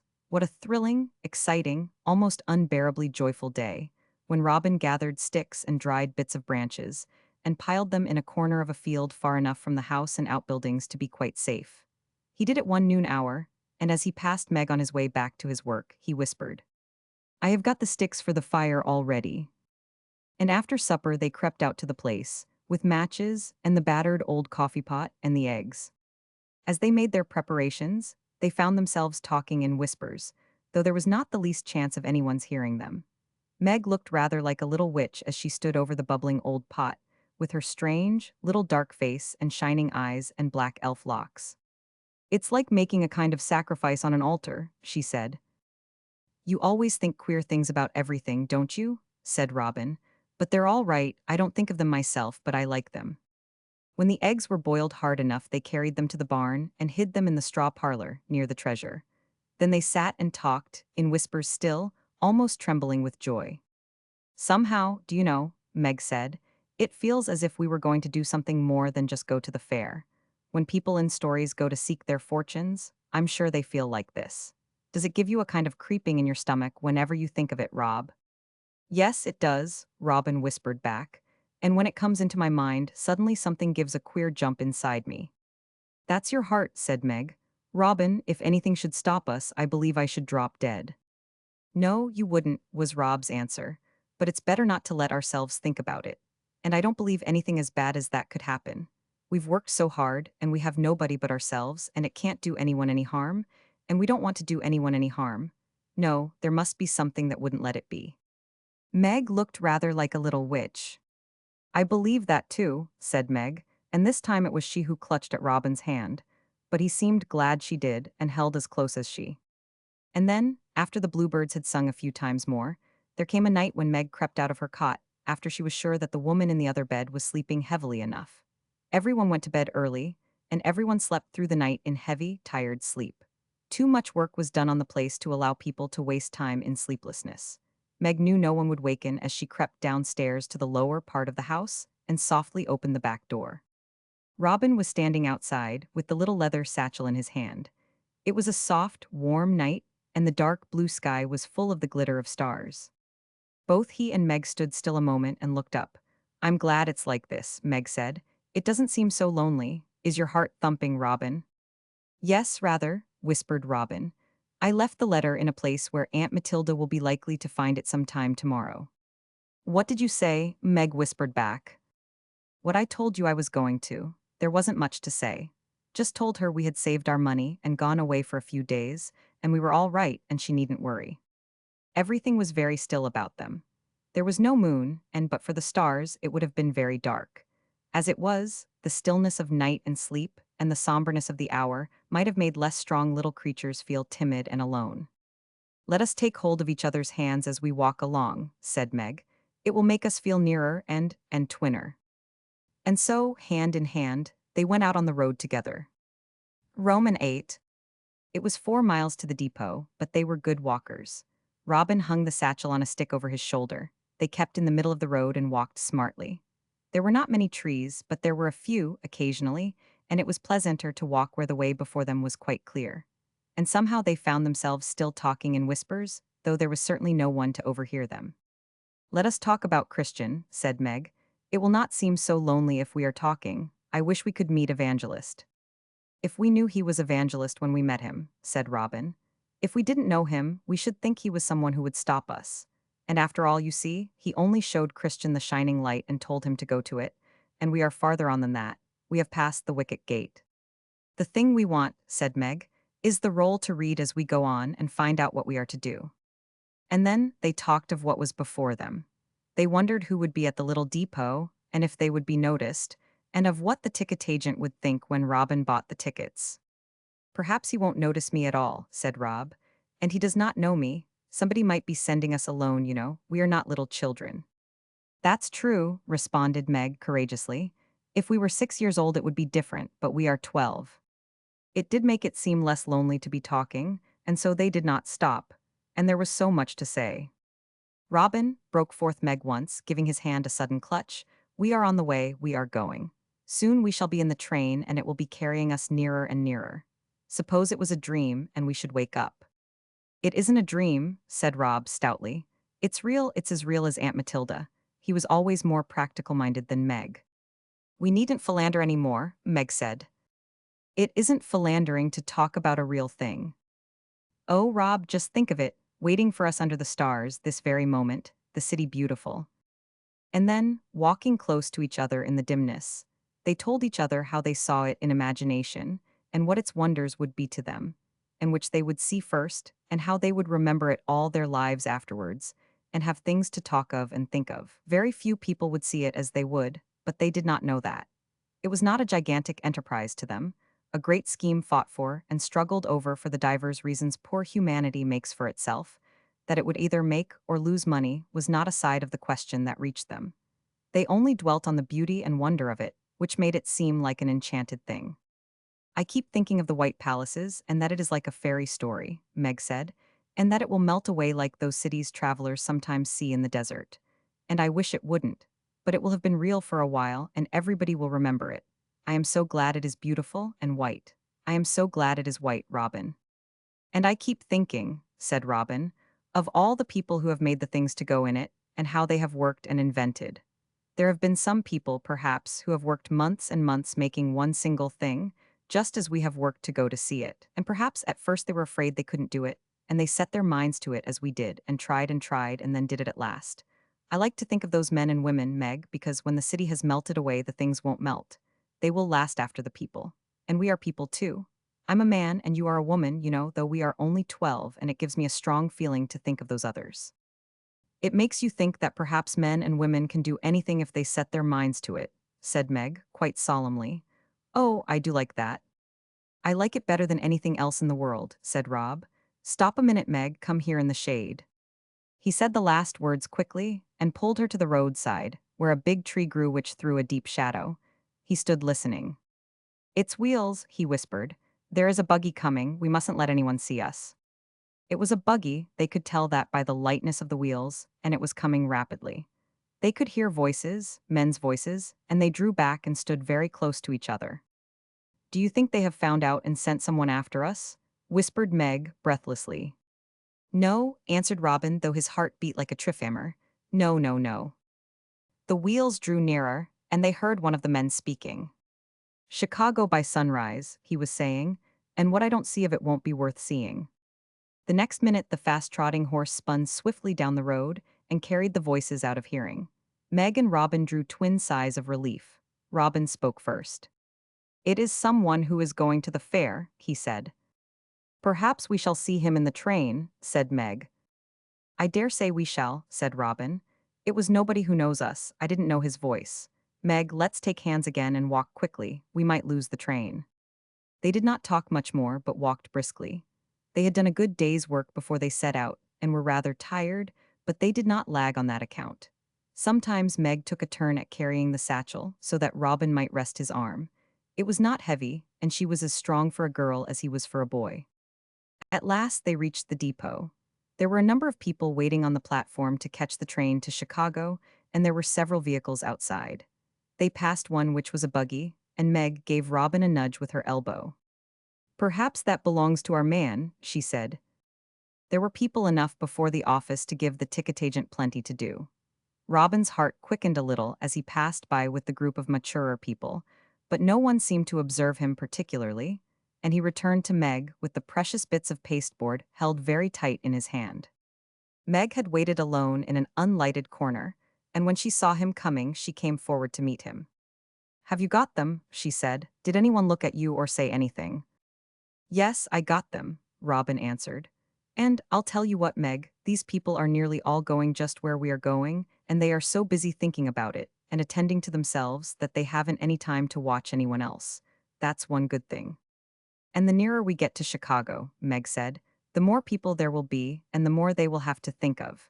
And at that beautiful place where there is so much to see, who will look at two children?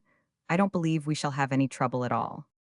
It really did not seem likely that they would, but it happened, by a curious coincidence, that within a very few minutes they saw somebody looking at them. The train was not due for 10 minutes, and there were a few people who, being too restless to sit in the waiting rooms, walked up and down on the platform. Most of these were men, and there were two men who walked farther than the others did, and so neared the place where Robin and Meg stood in the shadow. One was a young man, and seemed to be listening to instructions his companion, who was older, was giving him, in a rapid, abrupt sort of voice. This companion, who might have been his employer, was a man of middle age. He was robust of figure and had a clean-cut face, with a certain effect of strong good looks. It was, perhaps, rather a hard face, but it was a face one would look at more than once. And he too, oddly enough, had a square jaw and straight black brows. But it was his voice which first attracted Robin and Meg as he neared them, talking. It's the man in the buggy, whispered Robin. Don't you know his voice again? And they watched him with deep interest. He passed them once without seeming to see them at all. He was explaining something to his companion. The second time he drew near, he chanced to look up, and his eye fell on them. It did not rest on them more than a second, and he went on speaking. The next time he neared their part of the platform, he turned his glance towards them, as they stood close together.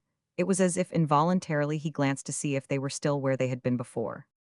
A pair of children, they heard him say, as if the fleeting impression of their presence arrested his train of thought for a second. Look as if no one was with them. He merely made the comment in passing and returned to his subject the next second.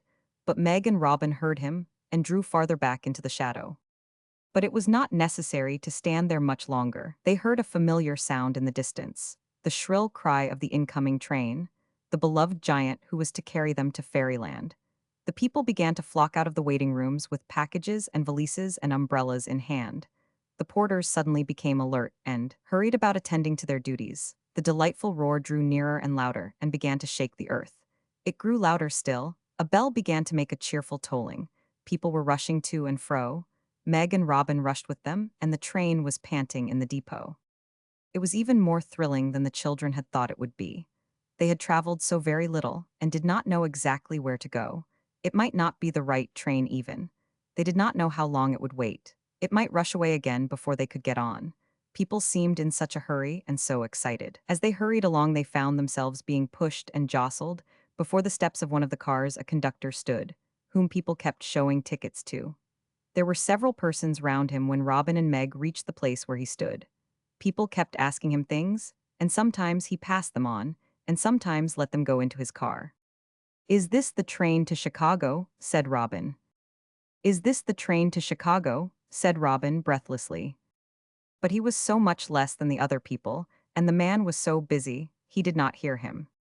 Robin tried to get nearer. "Is this the Chicago train, sir?" he said a little louder. He had had to press by a man whom he had been too excited to see, and the man looked down and spoke to him. "Chicago train?" he said, in a voice which was abrupt without being ill-natured. "Yes, you're all right, got your sleeping tickets." Robin looked up at him quickly. He knew the voice and was vaguely glad to hear it. He and Meg had never been in a sleeping car in their lives, and he did not quite understand. He held out his tickets. "We are going to sleep on the train," he said, "but we have nothing but these." "Next car but two then," he said, "and you'd better hurry." And when both voices thanked him at once, and the two caught each other's hands and ran towards their car, he looked after them and laughed. "I'm blessed if they're not by themselves," he said, watching them as they scrambled up the steps. "And they're going to the fair, I'll bet $1. That's young America and no mistake." Roman 9. The car was quite crowded. There were more people than themselves who were going to the fair and were obliged to economize. When the children entered and looked about them in the dim light, they thought at first that all the seats were full. People seemed to be huddled up asleep or sitting up awake in all of them. Everybody had been trying to get to sleep, at least, and the twins found themselves making their whispers even lower than before.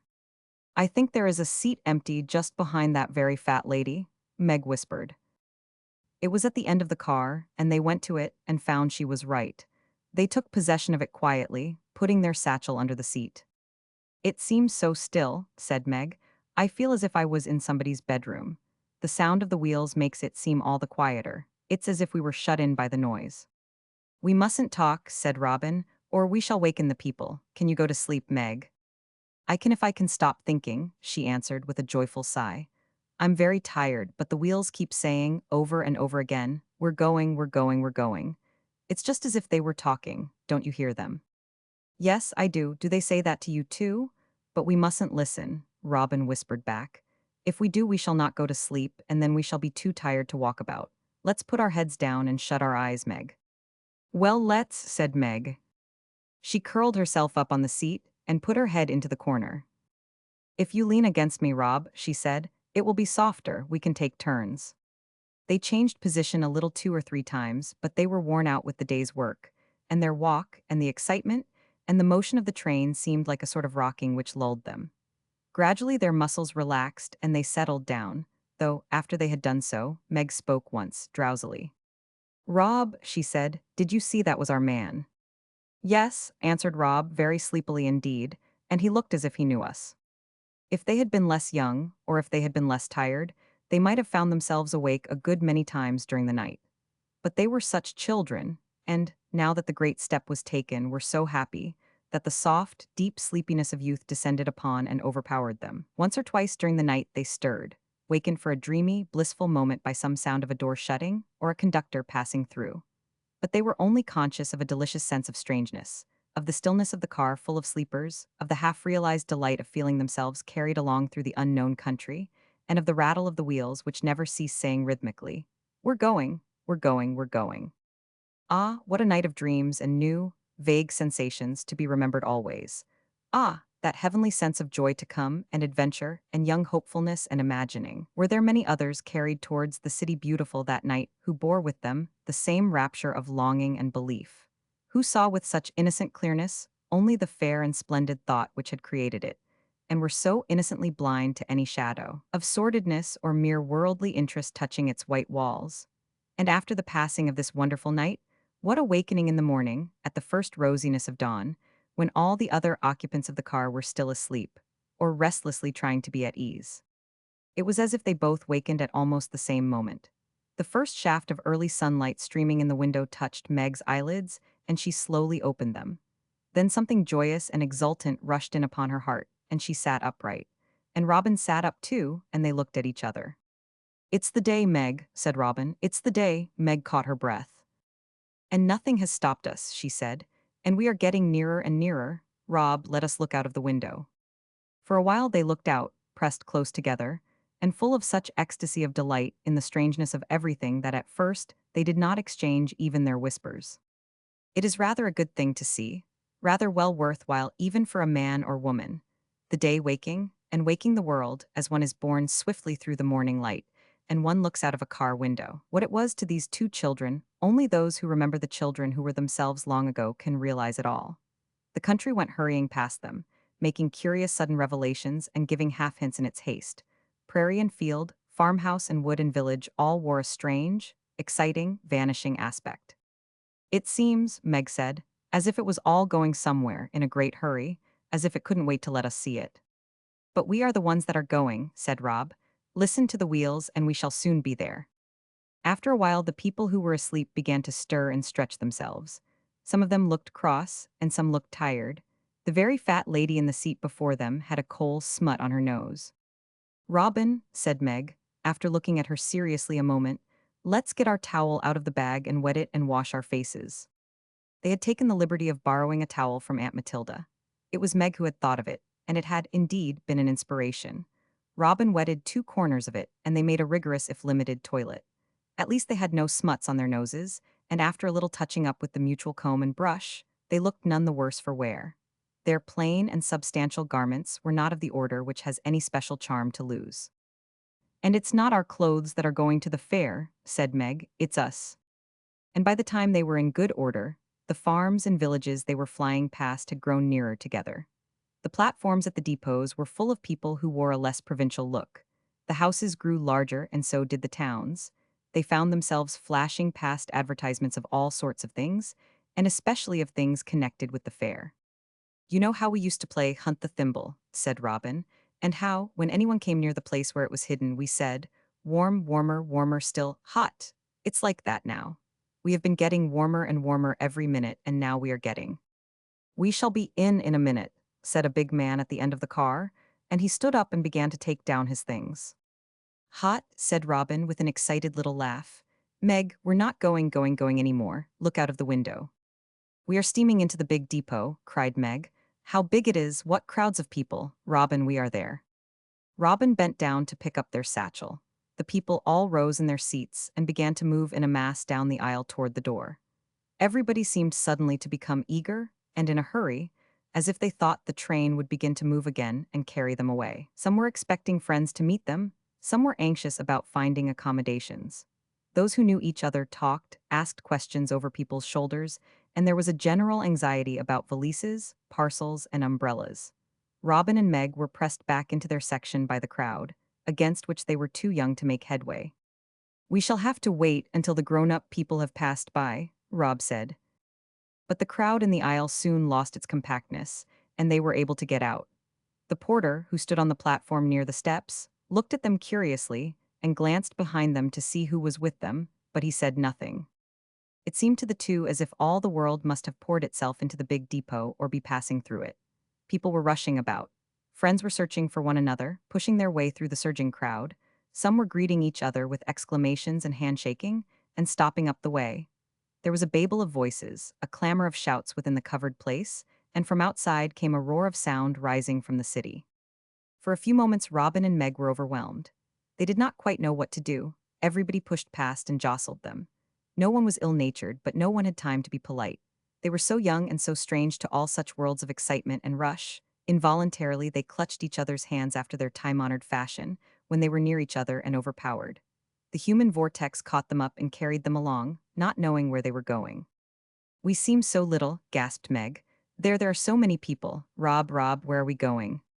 Robin had lost his breath too. Suddenly the world seemed so huge, so huge. Just for a moment he felt himself turn pale, and he looked at Meg and saw that she was pale too. "Everybody is going out of the depot," he said. "Hold on to me tight, Meg. It will be all right, we shall get out." And so they did. The crowd surged and swayed and struggled, and before long they saw that it was surging towards the entrance gate, and it took them with it. Just as they thrust through, they found themselves pushed against a man, who good-naturedly drew a little back to save Meg from striking against his valise, which was a very substantial one. She looked up to thank him and gave a little start. It was the man she had called "our man" the night before, when she spoke of him to Robin, and he gave them a sharp but friendly nod. "Hallo," he exclaimed, "it's you two again, you are going to the fair." Robin looked up at his shrewd face with a civil little grin. "Yes, sir, we are," he answered. "Hope you'll enjoy it," said the man. "Big thing," and he was pushed past them and soon lost in the crowd. Next, the crowd in the depot surged into the streets, and melted into and became an addition to the world of people there. The pavements were moving masses of human beings. The centers of the streets were pandemoniums of wagons and vans, street cars, hotel omnibuses, and carriages. The brilliant morning sunlight dazzled the children's eyes. The roar of wheels and the clamor of car bells, of clattering horses' feet, of cries and shouts and passing voices, mingled in a volume of sound that deafened them. The great tidal wave of human life and work and pleasure almost took them off their feet. They knew too little of cities to have had beforehand any idea of what the overwhelming rush and roar would be, and what slight straws they would feel themselves upon the current. If they had been quite ordinary children, they might well have been frightened. But they were not ordinary children, little as they were aware of that important factor in their young lives.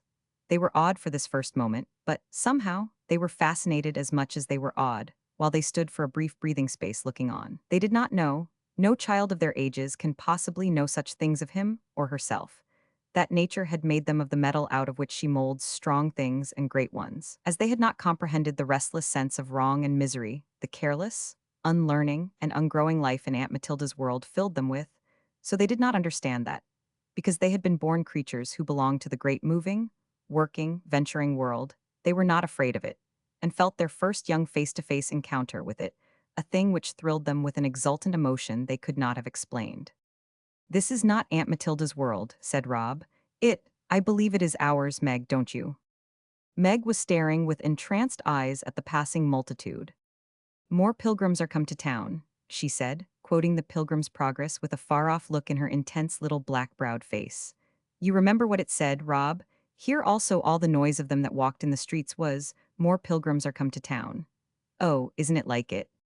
It was, and the exaltation and thrill of it got into their young blood and made them feel as if they walked on air, and that every passing human thing meant, somehow, life and strength to them. Their appetites were sharpened by the morning air, and they consulted as to what their breakfast should be. They had no money to spend at restaurants, and every penny must be weighed and calculated. "Let's walk on," said Meg, "until we see a bakery that looks as if it was kept by poor people. Then we can buy some bread and eat it with our eggs somewhere." "All right," said Robin. They marched boldly on. The crowd jostled them, and there was so much noise that they could hardly hear each other speak. But how the sun shone, and how the pennons fluttered and streamed on every side, and how excited and full of living the people's faces looked. It seemed splendid, only to be alive in such a world on such a morning. The sense of the practical which had suggested that they should go to a small place led them into the side streets. They passed all the big shops without a glance, but at last, Meg stooped before a small one. "There's a woman in there," she said. "I just saw her for a minute. She has a nice face. She looked as if she might be good-natured. Let's go in there, Robin. It's quite a small place."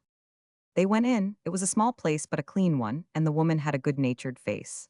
She was a German and was broad and placid and comfortable. They bought some fresh rolls from her, and as she served them and was making the change, Meg watched her anxiously. She was thinking that she did look very peaceable indeed. So instead of turning away from the counter, she planted herself directly before her and asked her a question. "If you please," she said, "we have some hard-boiled eggs to eat with our bread, and we are not going home. If we are very careful, would you mind if we ate our breakfast in here instead of outside? We won't let any of the crumbs or shells drop on the floor." "You not going home?" said the woman. "You from out town?" "Yes," answered Meg. "You look like you was gown to dare fair," said the woman with a good-tempered smile.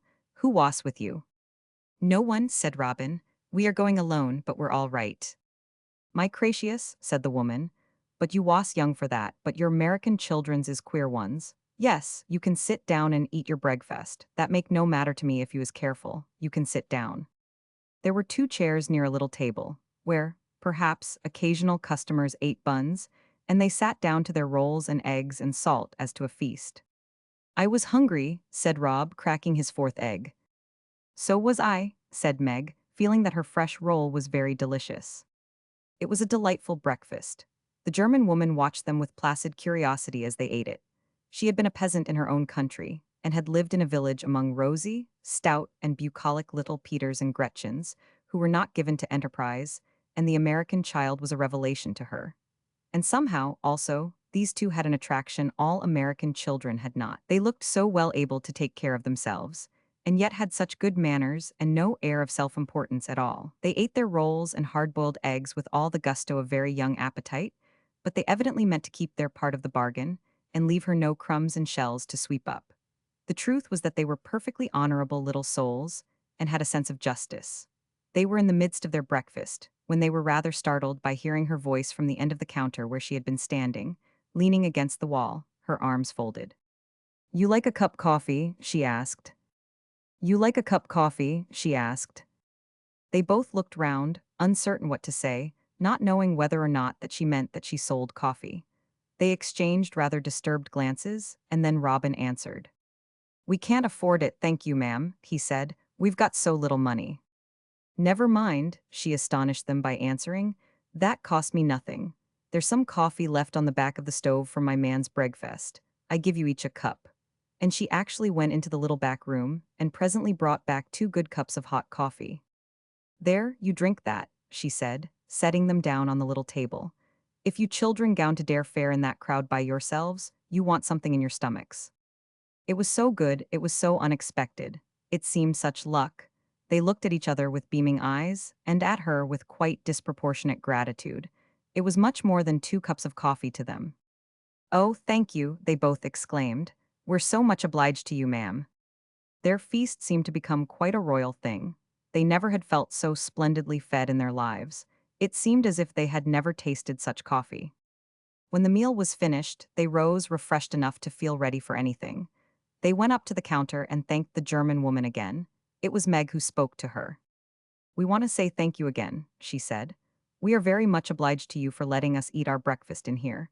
It was so nice to sit down, and the coffee was so splendid. I dare say we do seem rather young to be by ourselves, but that makes us all the more thankful." "That's all right," said the woman. "I hope you don't get lost by Dare Fair and have good time."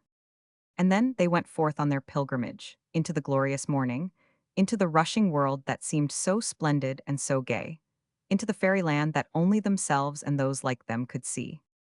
"Isn't it nice when someone's kind to you, Rob?" Meg exclaimed joyfully when they got into the sunshine. "Doesn't it make you feel happy somehow, not because they've done something, but just because they've been kind?" "Yes, it does," answered Rob, stepping out bravely. "And I'll tell you what I believe. I believe there are a lot of kind people in the world." "So do I," said Meg. "I believe they're in it even when we don't see them." And all the more, with springing steps and brave young faces, they walked on their way to Fairyland. They had talked it all over, how they would enter their city beautiful. It would be no light thing to them, their entrance into it. They were innocently Epicurean about it, and wanted to see it at the very first in all its loveliness. They knew that there were gates of entrance here and there, through which thousands poured each day, but Meg had a fancy of her own, founded, of course, upon that other progress of the Pilgrims. "Robin," she said, "oh, we must go in by the water, just like those other pilgrims who came to town. You know that part at the last where it says, and so many went over the water and were let in at the golden gates today. Let us go over the water and be let in at the golden gates. But the water we shall go over won't be dark and bitter. It will be blue and splendid, and the sun will be shining everywhere. Ah, Rob, how can it be true that we are here? They knew all about the great arch of entrance and stately peristyle. They had read in the newspapers all about its height and the height of the statues adorning it.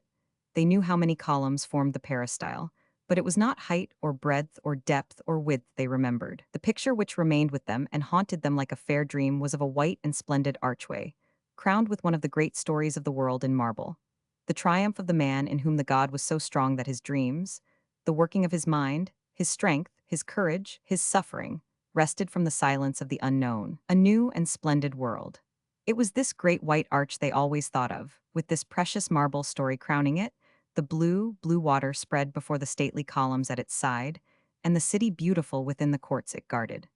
And it was to this they were going when they found their way to the boat which would take them to it. It was such a heavenly day of June. The water was so amethystine, the sky such a vault of rapture. What did it matter to them that they were jostled and crowded, and counted for nothing among those about them? What did it matter that there were often near them common faces, speaking of nothing but common, stupid pleasure or common sharpness and greed? What did it matter that scarcely anyone saw what they saw, or, seeing it, realized its splendid, hopeful meaning? Little recked they of anything but the entrancement of blue sky and water, and the city beautiful they were drawing near to. When first out of the blueness there rose the fair shadow of the whiteness, they sprang from their seats and hand in hand made their way to the side, and there stood watching, as silent as if they did not dare to speak lest it should melt away. And from a fair white spirit it grew to a real thing, more white, more fair, more stately, and more an enchanted thing than even they had believed or hoped. And the crowd surged about them, and women exclaimed and men talked, and there was a rushing to and fro, and the ringing of a bell, and movement and action and excitement were on every side. But somehow these two children stood hand in hand and only looked. And their dream had come true, though it had been a child's dream of an enchanted thing. They passed beneath the snow-white stateliness of the great arch, still hand in hand and silent. They walked softly, almost as if they felt themselves treading upon holy ground. To their youth and unworn souls it was like holy ground. They had so dreamed of it, they had so longed for it, it had been so mingled in their minds with the story of a city not of this world.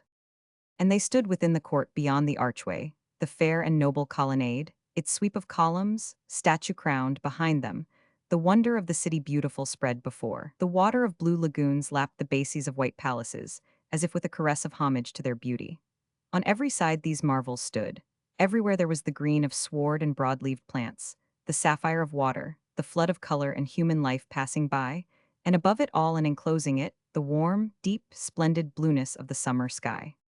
It was so white, it was so full of the marvel of color, it was so strange, it was so radiant and unearthly in its beauty. The two children only stood still and gazed, with widening eyes and parted lips. They could not have moved about at first, they only stood and lost themselves as in a dream. Meg was still for so long that Robin, turning slowly to look at her at last, was rather odd. Meg, he said. Meg. Yes, she answered, in a voice only half awake. Megs, we are there. I know, said Meg, only it is so like that other city that it seems as if. She gave a queer little laugh and turned to look at him. Rob, she said, perhaps we are dead and have just wakened up. That brought them back to earth. They laughed together. No, they were not dead. They were breathless and uplifted by an ecstasy, but they had never been so fully alive before. It seemed as if they were in the center of the world, and the world was such a bright and radiant and beautiful place as they had never dreamed of. Where shall we go first? Said Meg. What shall we do? But it was so difficult to decide that. It did not seem possible to make a plan and follow it. It was not possible for them, at least. They were too happy and too young. Surely visitors to fairyland could not make plans. They gave themselves up to the spell and went where fancy led them. And it led them far and through strange beauties which seemed like dreams come true. They wandered down broad pathways, past green sward, waving palms, glowing masses of flowers, white balustrades bordering lagoons lightly ruffled by a moment's wind. Wonderful statues stood on silent guard, sometimes in groups, sometimes majestic colossal figures. They look as if they were all watching the thousands and thousands go by, said Robin. It seems as if they must be thinking something about it all, Meg answered. It could not be that they could stand there and look like that and not know. It was she who soon after built up for them the only scheme they made during those enchanted days. It could scarcely be called a plan of action. It was so much an outcome of imagination and part of a vision, but it was a great joy to them through every hour of their pilgrimage.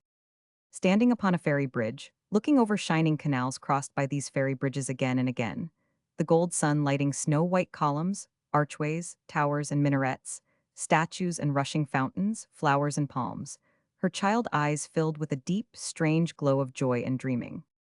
She leaned upon the balustrade in her favorite fashion, her chin upon her hands. "We need not pretend it is a fairy story, Robin," she said. "It is a fairy story, but it is real. Whoever thought a fairy story could come true? I've made up how it came to be like this." "Tell us how," said Robin, looking over the jeweled water almost as she did. "It was like this," she said. "There was a great magician who was the ruler of all the genii in all the world. They were all powerful and rich and wonderful magicians, but he could make them obey him and give him what they stored away. And he said, 'I will build a splendid city that all the world shall flock to and wonder at and remember forever. And in it some of all the things in the world shall be seen, so that the people who see it shall learn what the world is like, how huge it is, and what wisdom it has in it, and what wonders. And it will make them know what they are like themselves, because the wonders will be made by hands and feet and brains just like their own. And so they will understand how strong they are, if they only knew it, and it will give them courage and fill them with thoughts.'" She stopped a moment, and Rob pushed her gently with his elbow. "Go on," he said. "I like it, it sounds quite true, what else?" And he called all the genii together, and called them by their names. There was one who was the king of all the pictures and statues, and the people who worked at making them. They did not know they had a genius, but they had, and he put visions into their heads, and made them feel restless until they had worked them out into statues and paintings. And the great genius said to him, "You must build a palace for your people, and make them pour their finest work into it. And all the people who are made to be your workers, whether they know it or not, will look at your palace and see what other ones have done, and wonder if they cannot do it themselves." And there was a huge, huge genius who was made of steel and iron and gold and silver and wheels. And the magician said to him, "Build a great palace, and make your workers fill it with all the machines and marvels they have made. And all who see will know what wonders can be done, and feel that there is no wonder that isn't done that is too great for human beings to plan." And there was a genius of the strange countries, and one who knew all the plants and flowers and trees that grew, and one who lived at the bottom of the sea and knew the fishes by name and strode about among them. And each one was commanded to build a palace or to make his people work, and they grew so interested that in the end each one wanted his palace and his people to be the most wonderful of all. And so the city was built, and we are in it, Robin, though we are only 12 years old and nobody cares about us. "Yes," said Robin, "and the city is as much ours as if we were the magician himself." "Meg, who was the magician? What was he?" "I don't know," said Meg. "Nobody knows. He is that." She gave a sudden, queer little touch to her forehead and one to her side. "That, you know, Rob, the thing that thinks and makes us want to do things and be things. Don't you suppose so, Rob?" "The thing that made us want so to come here that we could not bear not to come?" said Robin. "The thing that makes you make up stories about everything and always have queer thoughts." "Yes, that," said Meg. "And everyone has some of it, and there are such millions of people, and so there is enough to make the great magician. Robin, come along, let us go to the palace the picture genius built and see what his people put in it. Let us be part of the fairy story when we go anywhere. It will make it beautiful." They took their fairy story with them and went their way. They made it as much the way of a fairy story as possible. They found a gondola with a rich-hued, gay-scarfed gondolier and took their places. "Now we are in Venice," Meg said, as they shot smoothly out upon the lagoon. "We can be in any country we like, now we are in Venice." Their gondola stopped and lay rocking on the lagoon before the palace's broad white steps. They mounted them and entered into a rich, glowing world all unknown. They knew little of pictures, they knew nothing of statuary, but they went from room to room, throbbing with enjoyment. They stopped before beautiful faces and happy scenes, and vaguely smiled, though they did not know they were smiling. They lingered before faces and figures that were sad, and their own dark little faces grew soft and grave. They could not afford to buy a catalogue, so they could only look and pity and delight or wonder. "We must make up the stories and thoughts of them ourselves," Robin said. "Let's take it in turns, Meg. Yours will be the best ones, of course." Now we are in Venice. And this was what they did. As they passed from picture to picture, Each took turns at building up explanations. Some of them might have been at once surprising and instructive to the artist concerned, but some were very vivid, and all were full of young directness and clear sight, and the fresh imagining and coloring of the unworn mind. They were so interested that it became like a sort of exciting game. They forgot all about the people around them. They did not know that their two small, unchaperoned figures attracted more glances than one. They were so accustomed to being alone that they never exactly counted themselves in with other people. And now, it was as if they were at a banquet, feasting upon strange viands, and the new flavors were like wine to them. They went from side to side of the rooms, drawn sometimes by a glow of color, sometimes by a hinted story. "We don't know anything about pictures, I suppose," said Meg, "but we can see everything is in them. There are the poor, working in the fields and the mills, being glad or sorry, and there are the rich ones, dancing at balls and standing in splendid places. And there are the good ones and the bad ones. You can see it in their faces," Rob went on for her. "Yes," said Meg, "richness and poorness and goodness and badness and happiness and gladness. The genius who made this palace was a very proud one, and he said he would put all the world in it, even if his workers could only make pictures and statues." "Was he the strongest of all?" asked Robin, taking up the story again with interest. "I don't know," Meg answered. "Sometimes I think he was. He was strong, he was very strong." They had been too deeply plunged into their mood to notice a man who stood near them, looking at a large picture. In fact, the man himself had not at first noticed them, but when Meg began to speak, her voice attracted him. He turned his head and looked at her odd little reflecting face, and after having looked at it, he stood listening to her. An expression of recognition came into his strong, clean-shaven face. "You too again," he said when she had finished, "and you have got here. It was their man again." "Yes," answered Meg, her gray eyes revealing, as she lifted them to his face, that she came back to earth with some difficulty. "How do you like it as far as you've gone?" he asked. "We are making believe that it is a fairy story," Meg answered, "and it's very easy." And then a group of people came between and separated them. Roman 12. How tired they were when they came out from the world of pictures into the world of thronging people. How their limbs ached, and they were brought back to the realization that they were creatures with human bodies, which somehow they seemed to have forgotten. When they stood in the sunshine again, Robin drew a long breath. "It is like coming out of one dream into another," he said. "We must have been there a long time. I didn't know I was tired and I didn't know I was hungry, but I am both. Are you?" She was as tired and hungry as he was. "Dare we buy a sandwich to eat with our eggs?" she said. "Yes, I think we dare," Robin answered. "Where shall we go and eat them?" There was no difficulty in deciding. She had planned it all out, and they so knew the place by heart that they did not need to ask their way. It was over one of the fairy bridges which led to a fairy island. It was softly wooded, and among the trees were winding paths and flowers and rustic seats, and quaint roofs peering above the greenness of branches. And it was full of the warm scent of roses, growing together in sumptuous thousands, their heavy, sweet heads uplifted to the sun, or nodding and leaning towards their neighbors' clusters. The fairy bridge linked it to the wonderful world beyond, but by comparison, its bowers were almost quiet. The crowd did not jostle there. "And we shall be eating our lunch near thousands and thousands of roses. It will be like the Arabian Nights. Let us pretend that the rose who is queen of them all invited us, because we belong to nobody," Meg said. They bought the modest addition to their meal and carried the necessary, ever-present satchel to their bower. They were tired of dragging the satchel about, but they were afraid to lose sight of it. "It's very well that it is such a small one, and that we have so little in it," Robin said. They chose the most secluded corner they could find, as near to the rose garden as possible, and sat down and fell upon their scant lunch as they had fallen upon their breakfast. It was very scant for two ravenously hungry children, and they tried to make it last as long as possible. But scant as it was, and tired as they were, their spirits did not fail them. "Perhaps if we eat it slowly it will seem more," said Meg, peeling an egg with deliberation, but with a very undeliberate feeling in her small stomach. "Robin, did you notice our man?" "I saw him, of course," answered Robin. "He's too big not to see." "I noticed him," continued Meg. "Robin, there's something the matter with that man. He's a gloomy man." "Well, you noticed him quickly," Robin responded, with a shade of fraternal incredulity. "What's happened to him?" Meg's eyes fixed themselves on a glimpse of blue water she saw through the trees. She looked as if she were thinking the matter over. How do I know? She said.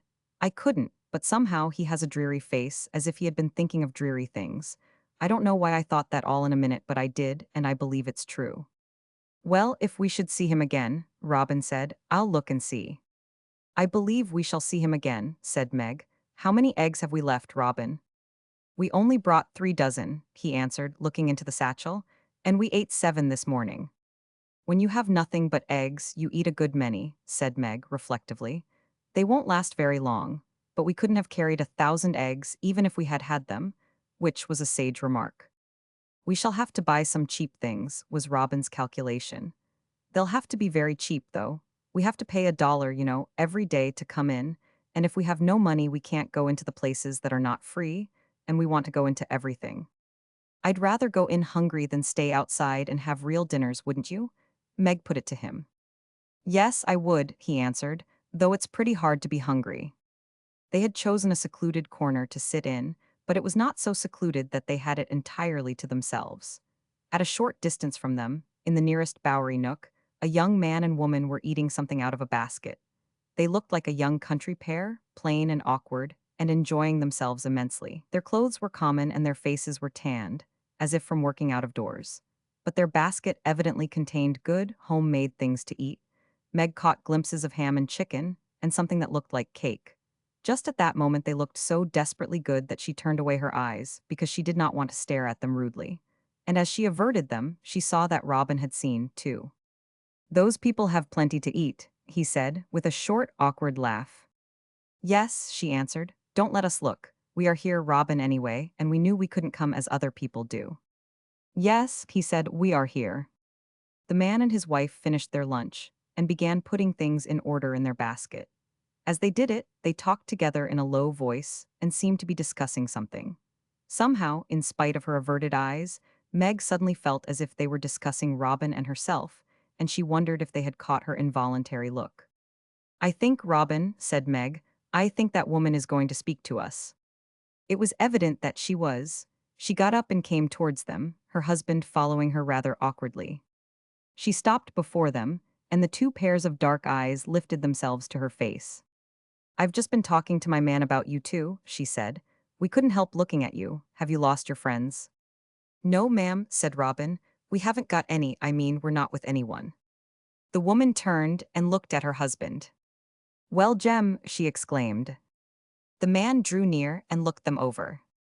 He was a raw-boned, big young man, with a countrified, good-natured face. You haven't come here alone, he said. Yes, said Robin. We couldn't have come if we hadn't come alone. We're not afraid, thank you. We're getting along very well. Well, Jem, said the woman again. She seemed quite stirred. There was something in her ordinary, good-natured face that was quite like a sort of rough emotion. Have you plenty of money? She asked. No, said Robin, not plenty, but we have a little. She put her basket down and opened it.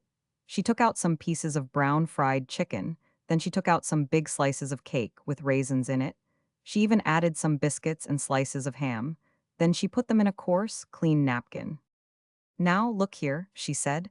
Don't you go filling up with candy and peanuts just because you are by yourselves. You put this in your bag and eat it when you're ready. To any rate, it's good, homemade victuals and won't harm you. And in the midst of their shy thanks, she shut the basket again and went off with her husband, and they heard her say again, before she disappeared.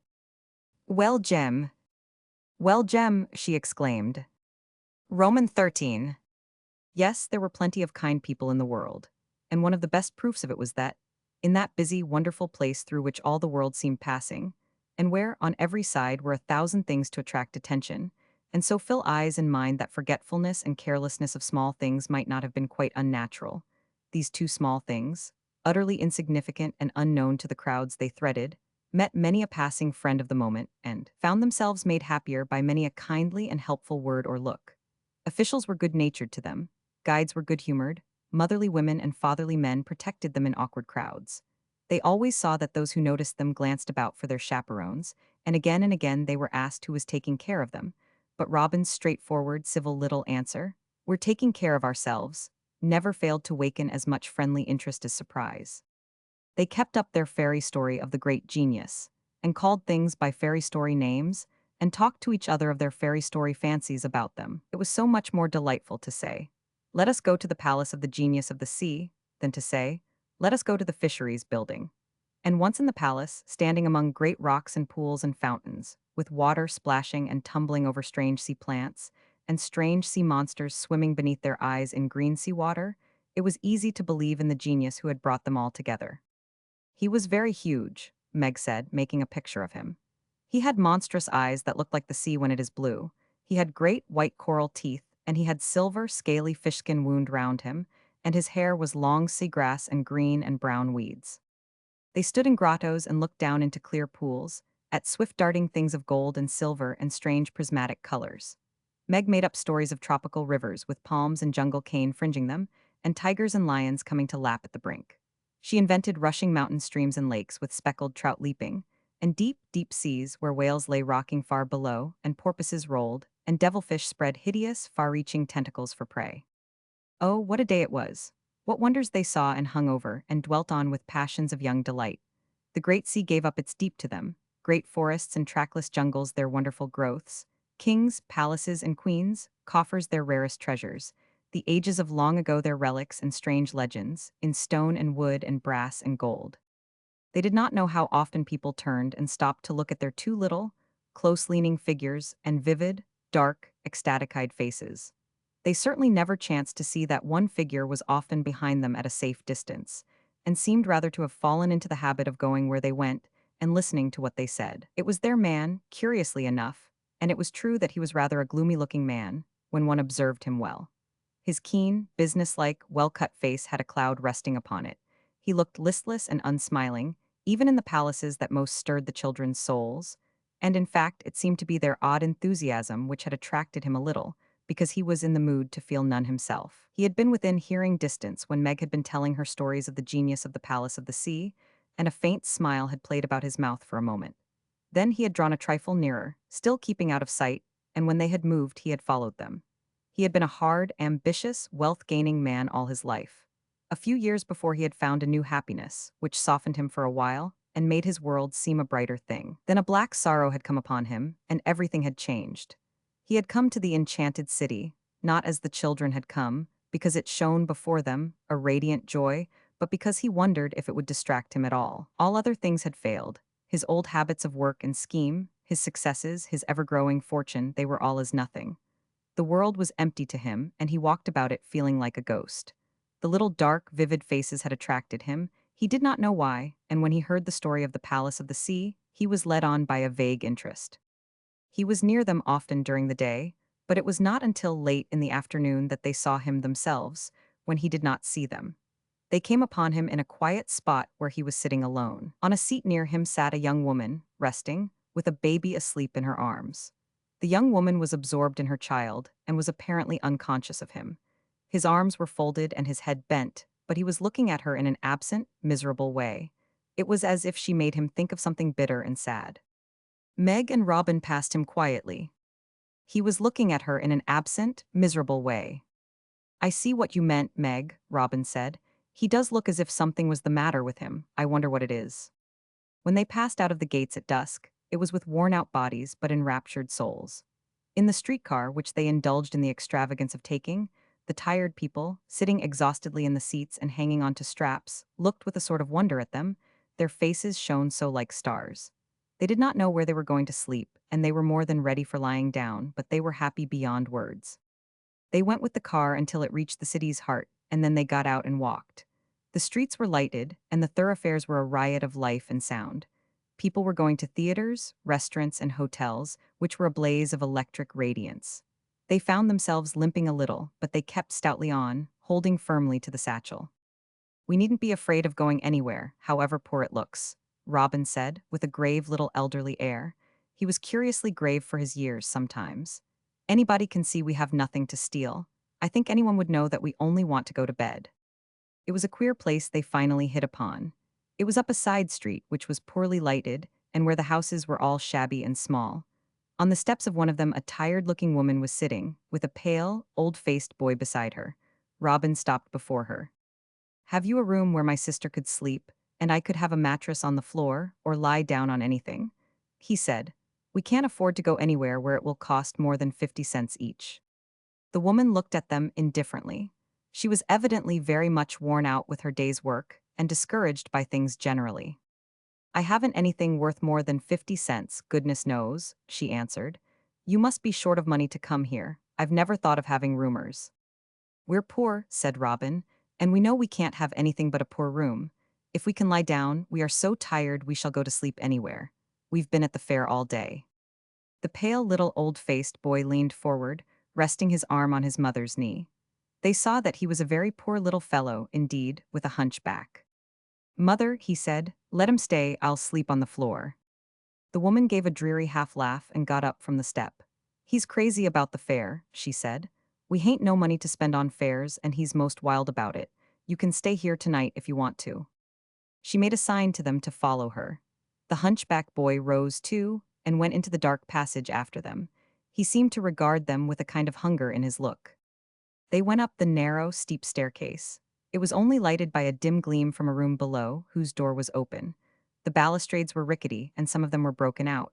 It was a forlorn enough place. The hunchback boy came up the steps, awkwardly, behind them. It was as if he wanted to see what would happen. They went up 2 flights of the crooked, crazy stairs, and at the top of the second flight the woman opened a door. That's all the place there is, she said. It isn't anything more than a place to lie down in, you see. I can put a mattress on the floor for you, and your sister can sleep in the cot. That's all we want, replied Robin. But it was a poor place, a room both small and bare and with broken windows. There was nothing in it but the cot and a chair. Ben sleeps here, the woman said. If I couldn't make him a place on the floor near me, I couldn't let it to you. Meg turned and looked at Ben. He was gazing at her with a nervous interest. We're much obliged to you, she said. It's all right, he said with eager shyness. Do you want some water to wash yourselves with? I can bring you up a tin basin and a jug. You can set it on the chair. Thank you, they both said at once, and Robin added, we want washing pretty badly. Ben turned about and went downstairs for the water as if he felt a sort of excitement in doing the service. These 2 children, who looked as poor as himself, set stirring strange thoughts in his small, unnourished brain. He brought back the tin basin and water, a piece of yellow soap, and even a coarse, rather dingy, towel. He had been so eager that he was out of breath when he returned, but he put the basin on the chair and the tin jug beside it, with a sort of exultant look in his poor face. Thank you, said Meg again. Thank you, Ben. She could not help watching him as his mother prepared the rather wretched mattress for Robin. Once he caught the look of her big, childish, gray eyes as it rested upon him with questioning sympathy, and he flushed up so that even by the light of the little smoky lamp she saw it. When the woman had finished, she and the boy went away and left them, and they stood a moment looking at each other. They were both thinking of the same thing, but somehow they did not put it into words. We'll wash off the dust first, said Robin, and then we'll eat some of the things we have left from what the woman gave us. And then we'll go to bed, and we shall drop just like logs. And this they did, and it was certainly a very short time before the smoky little lamp was out, and each had dropped like a log and lay stretched in the darkness, with a sense of actual ecstasy in limbs laid down to rest and muscles relaxed for sleeping. Robin, said Meg drowsily, through the dark that divided them, everybody in the world has something to give to somebody else. I'm thinking that too, Robin answered just as sleepily. Nobody is so poor that he hasn't anything, that boy. He let us have his hard bed, Meg murmured, and he hasn't seen. But her voice died away, and Robin would not have heard her if she had said more. And they were both fast, fast asleep. Roman 14. It would have been a loud sound, which would have awakened them during those deep sleeping hours of the night. They did not even stir on their poor pillows when, long after midnight, there was the noise of heavy drunken footsteps and heavy drunken stumbling in the passage below, and then the raising of a man's rough voice, and the upsetting of chairs and the slamming of doors, mingled with the expostulations of the woman, whose husband had come home in something worse than his frequent ill fashion. They slept sweetly through it all, but when the morning came, and hours of unbroken rest had made their slumbers lighter, and the sunshine streamed in through the broken windows, they were called back to the world by loud and angry sounds. What is it? Said Meg, sitting bolt upright and rubbing her eyes. Somebody's shouting. And somebody's crying, said Robin, sitting up too, but more slowly. It was quite clear to them, as soon as they were fully awake, that both these things were happening. A man seemed to be quarreling below. They could hear him stamping about and swearing savagely. And they could hear the woman's voice, which sounded as if she were trying to persuade him to do or leave undone something. They could not hear her words, but she was crying, and somebody else was crying too, and they knew it was the boy with the little old face and the humpback. I suppose it's the woman's husband, said Meg. I'm glad he wasn't here last night. I wonder if he knows we are here, said Robin, listening anxiously. It was plain that he did know. They heard him stumbling up the staircase, grumbling and swearing as he came, and he was coming up to their room, it was evident. What shall we do? Exclaimed Meg in a whisper. Wait, Robin answered breathlessly. We can't do anything. The heavy feet blundered up the short second flight and blundered to their door. It seemed that the man had not slept off his drunken fit. He struck the door with his fist. Hand out that $1, he shouted. When my wife takes rumors I'm going to be paid, hand it out. They heard the woman hurrying up the stairs after him. She was out of breath with crying, and there was a choking sound in her voice when she spoke to them through the door. You'd better let him have it, she said. I guess they'd better, said the man roughly. Who'd they suppose owns the house? Robin got up and took $1 from their very small store, which was hidden in the lining of his trousers. He went to the door and opened it a little, and held the money out. Here it is, he said. The man snatched it out of his hand and turned away, and went stumbling downstairs, still growling. The woman stood a minute on the landing, and they heard her make a pitiful sort of sound, half sob, half sniff. Meg sat up in bed, with her chin on her hands, and glared like a little lioness. What do you think of that? She said. He's a devil, said Robin with terseness, and he was conscious of no impropriety. I wanted that boy to have it and go. It was not necessary to say where. So did I, answered Meg, and I believe his mother would have given it to him too. They heard the man leave the house a few minutes later, and then it did not take them long to dress and go down the narrow, broken balustraded stairs again. As they descended the first flight, they saw the woman cooking something over the stove in her kitchen, and as she moved about they saw her brush her apron across her eyes.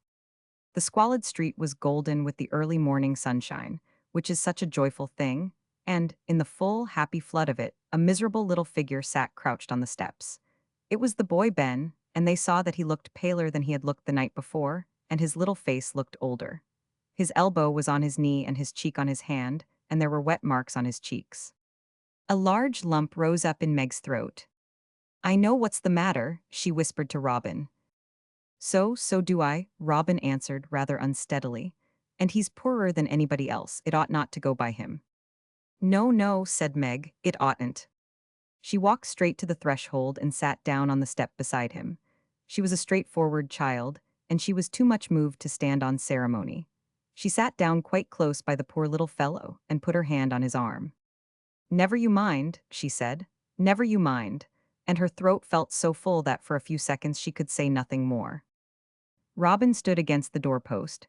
The effect of this was to make his small jaw square itself. Don't mind us at all, he said. We know. The little fellow looked at Meg and then up at him. In that look he saw that they did know. Mother was going to give that $1 to me, he said brokenly. I was going to the fair on it. Everybody is going, everybody is talking about it and thinking about it.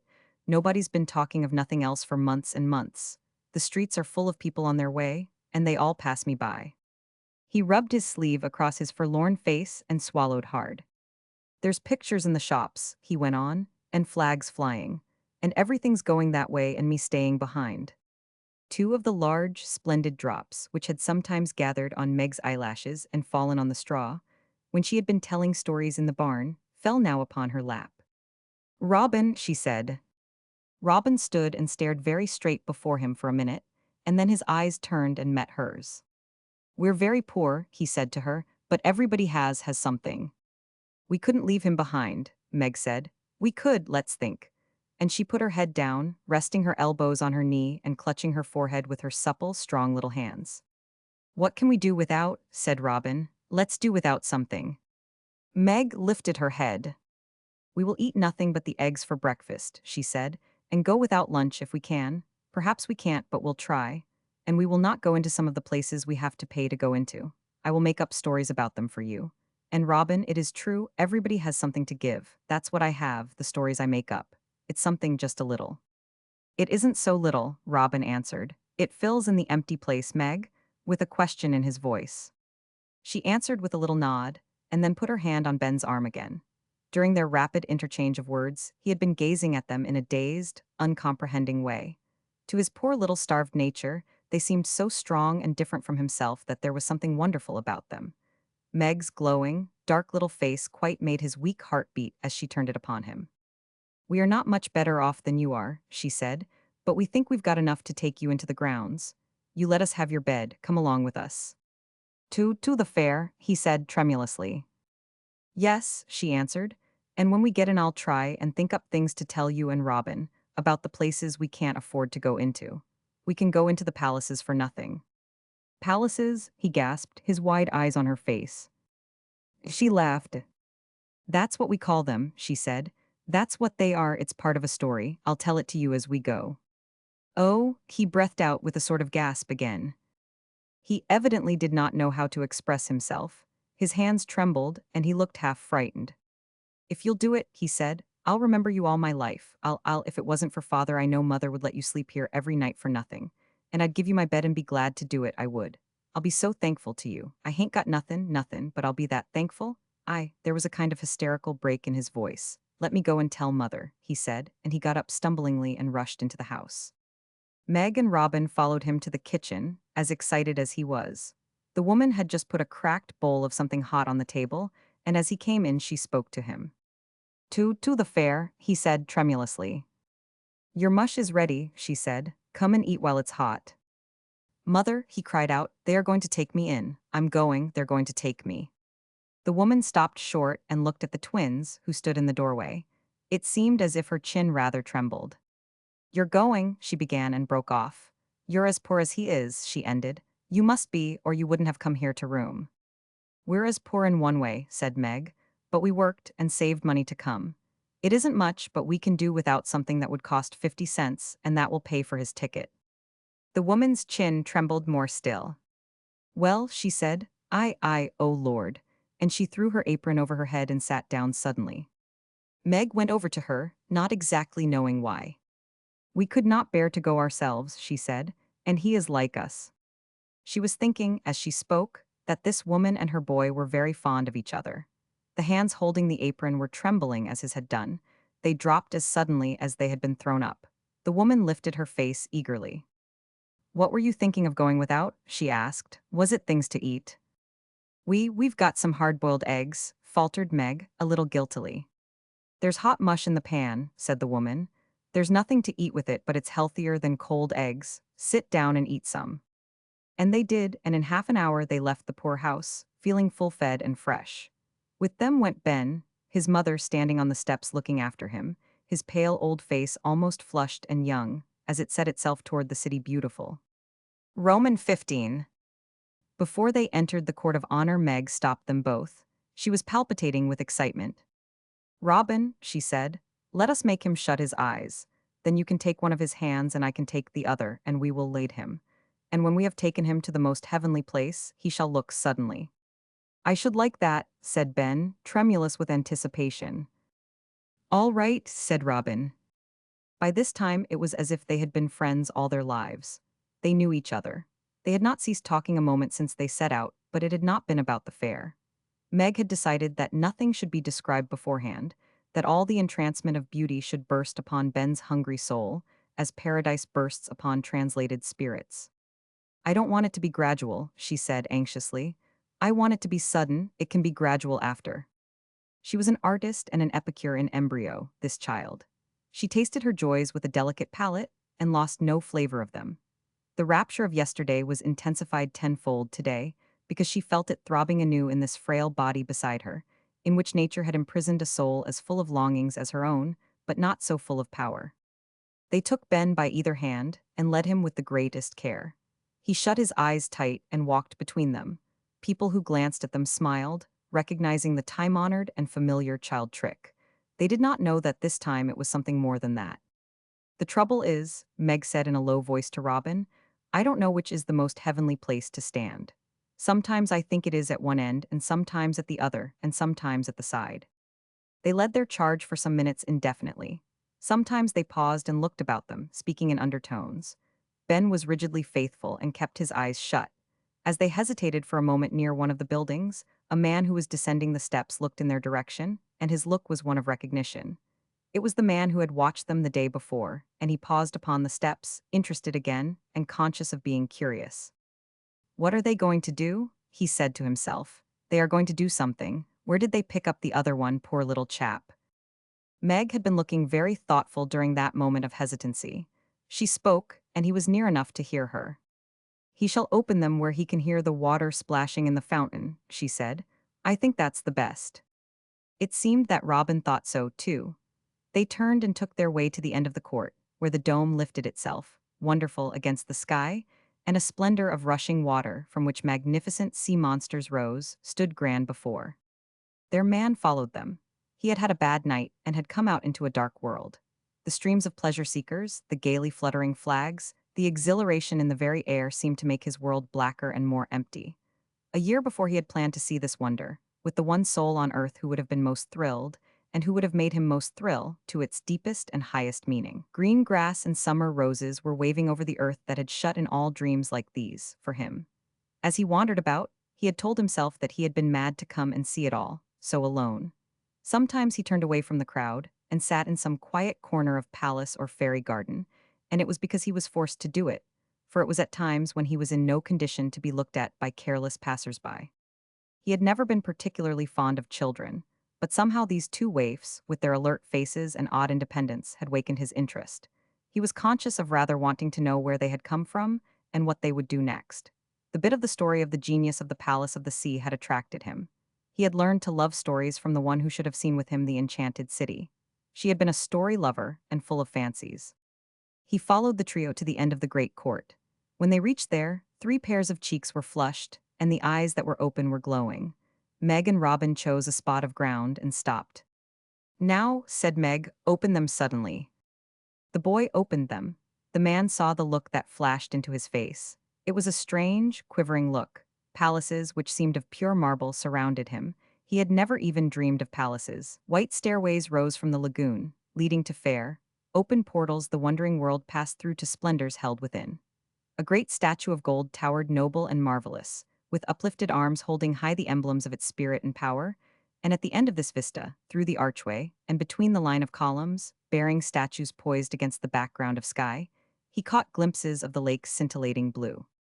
He uttered a weird little sound. It was part exclamation, and a bit of a laugh, cut short by something like a nervous sob, which did not know what to do with itself. Oh, he said, and then, oh, again, and then, I don't know what it's like. And he cleared his throat and stared, and Meg saw his narrow chest heave up and down. It isn't like anything, but something we've dreamed of, perhaps, said Meg, gazing in ecstasy with him. No, no, answered Ben, but I've never dreamed like it. Meg put her hand on his shoulder. But you will now, she said, you will now. And their man had been near enough to hear, and he came to them. Good morning, he said. You're having another day of it, I see. Meg and Robin looked up at him, radiant. They were both in good enough mood to make friends. They felt friends with everybody. Good morning, they answered, and Robin added, we're going to come every day as long as we can make our money last. That's a good enough idea, said their man. Where are your father and mother? Meg lifted her solemn, black-lashed eyes to his. She was noticing again about the dreary look in his face. They died nearly 4 years ago, she answered for Robin. Who is with you? Asked the man, meeting her questioning gaze with a feeling that her great eyes were oddly thoughtful for a child and that there was a look in them he had seen before in a pair of eyes closed a year ago. It gave him an almost startled feeling. Nobody is with us, Meg said, except Ben. You came alone, said the man. Yes. He looked at her for a moment in silence, and then turned away and looked across the court to where the lake gleamed through the colonnade. So did I, he said reflectively, so did I quite alone. Meg and Robin glanced at each other. Yesterday Rob and I came by ourselves, said Meg next, and she said it gently. But we were not lonely, and today we have Ben. The man turned his eyes on the boy. You're Ben, are you? He said. Yes, Ben answered, and but for them I couldn't never have seen it, never. Why? The man asked. Almost everybody can see it. But not me, said Ben. And I wanted to more than anyone seemed like to me. And when they roomed at our house last night, Mother was going to give me the 50 cents, but father, he took it away from us. And they brought me. Then the man turned on Robin. Have you plenty of money? He asked unceremoniously. No, said Rob. They're as poor as I am, put in Ben. They couldn't afford to room anywhere but with poor people. But everybody, Meg began impulsively, and then stopped, remembering that it was not Robin she was talking to. But everybody what? Said the man. It was Robin who answered for her this time. She said that last night, he explained with a half-shy laugh, that everybody had something they could give to somebody else. Oh, well, it isn't always money, of course, or anything big, said Meg hurriedly. It might be something that is ever so little. The man laughed, but his eyes seemed to be remembering something as he looked over the lagoon again. That's a pretty good thing to think, he said. Now, turning on Meg rather suddenly, I wonder what you have to give to me. I don't know, she answered, perhaps a trifle wistfully. The thing I give to Rob and Ben is a very little one. She makes up things to tell us about the places we can't pay to go into or don't understand, said Robin. It's not as little as she thinks it is. Well, said the man, look here, perhaps that's what you have to give to me. You came to this place alone, and so did I. I believe you're enjoying yourselves more than I am. You're going to take Ben about and tell him stories. Suppose you take me. You, Meg exclaimed. But you're a man, and you know all about it, I dare say, and I only tell things I make up, fairy stories and other things. A man wouldn't care for them. He knows.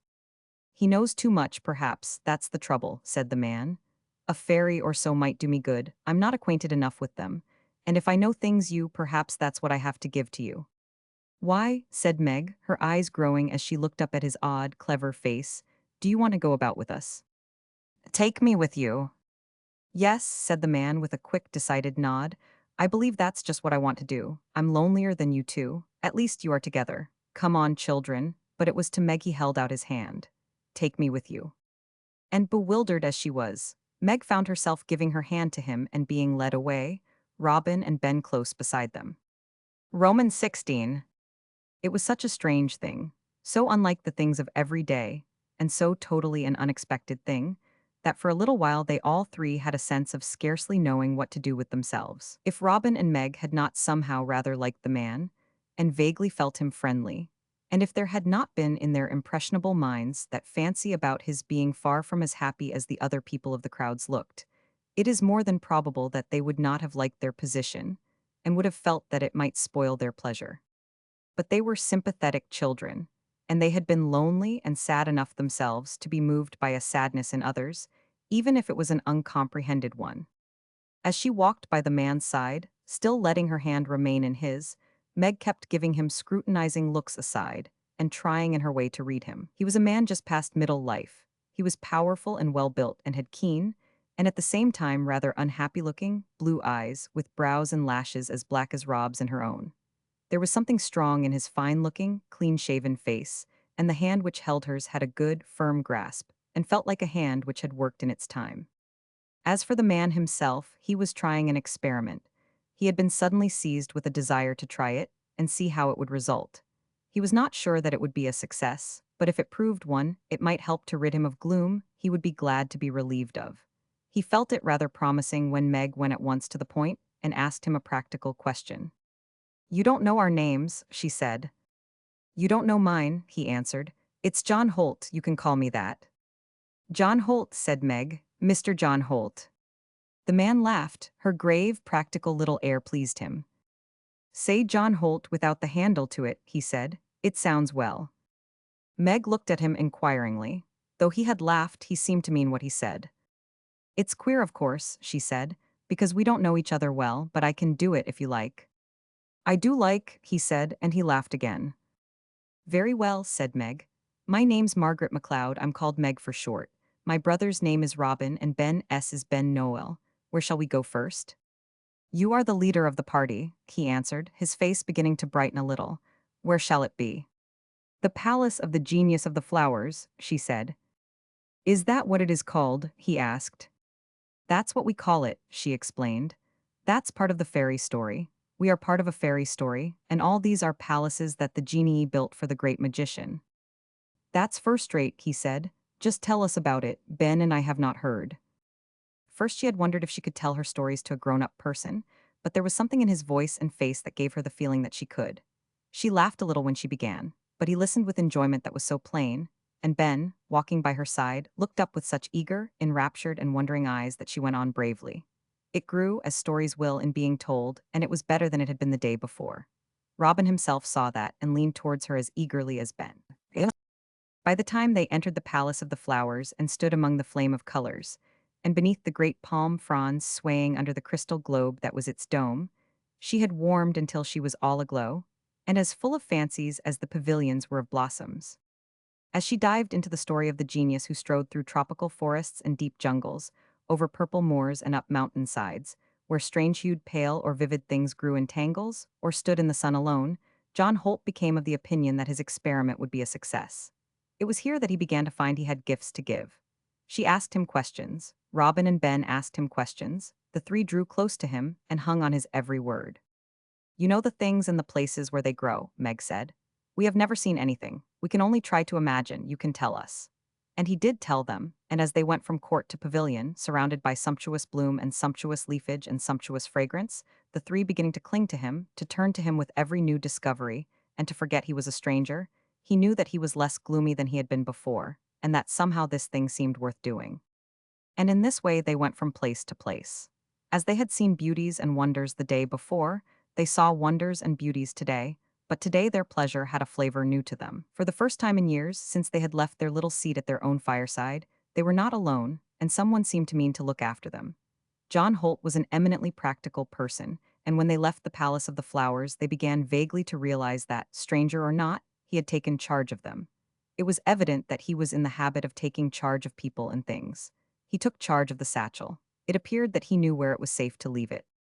Can we get it at lunchtime? Robin asked with some anxiety. You can get it when you want it, said John Holt.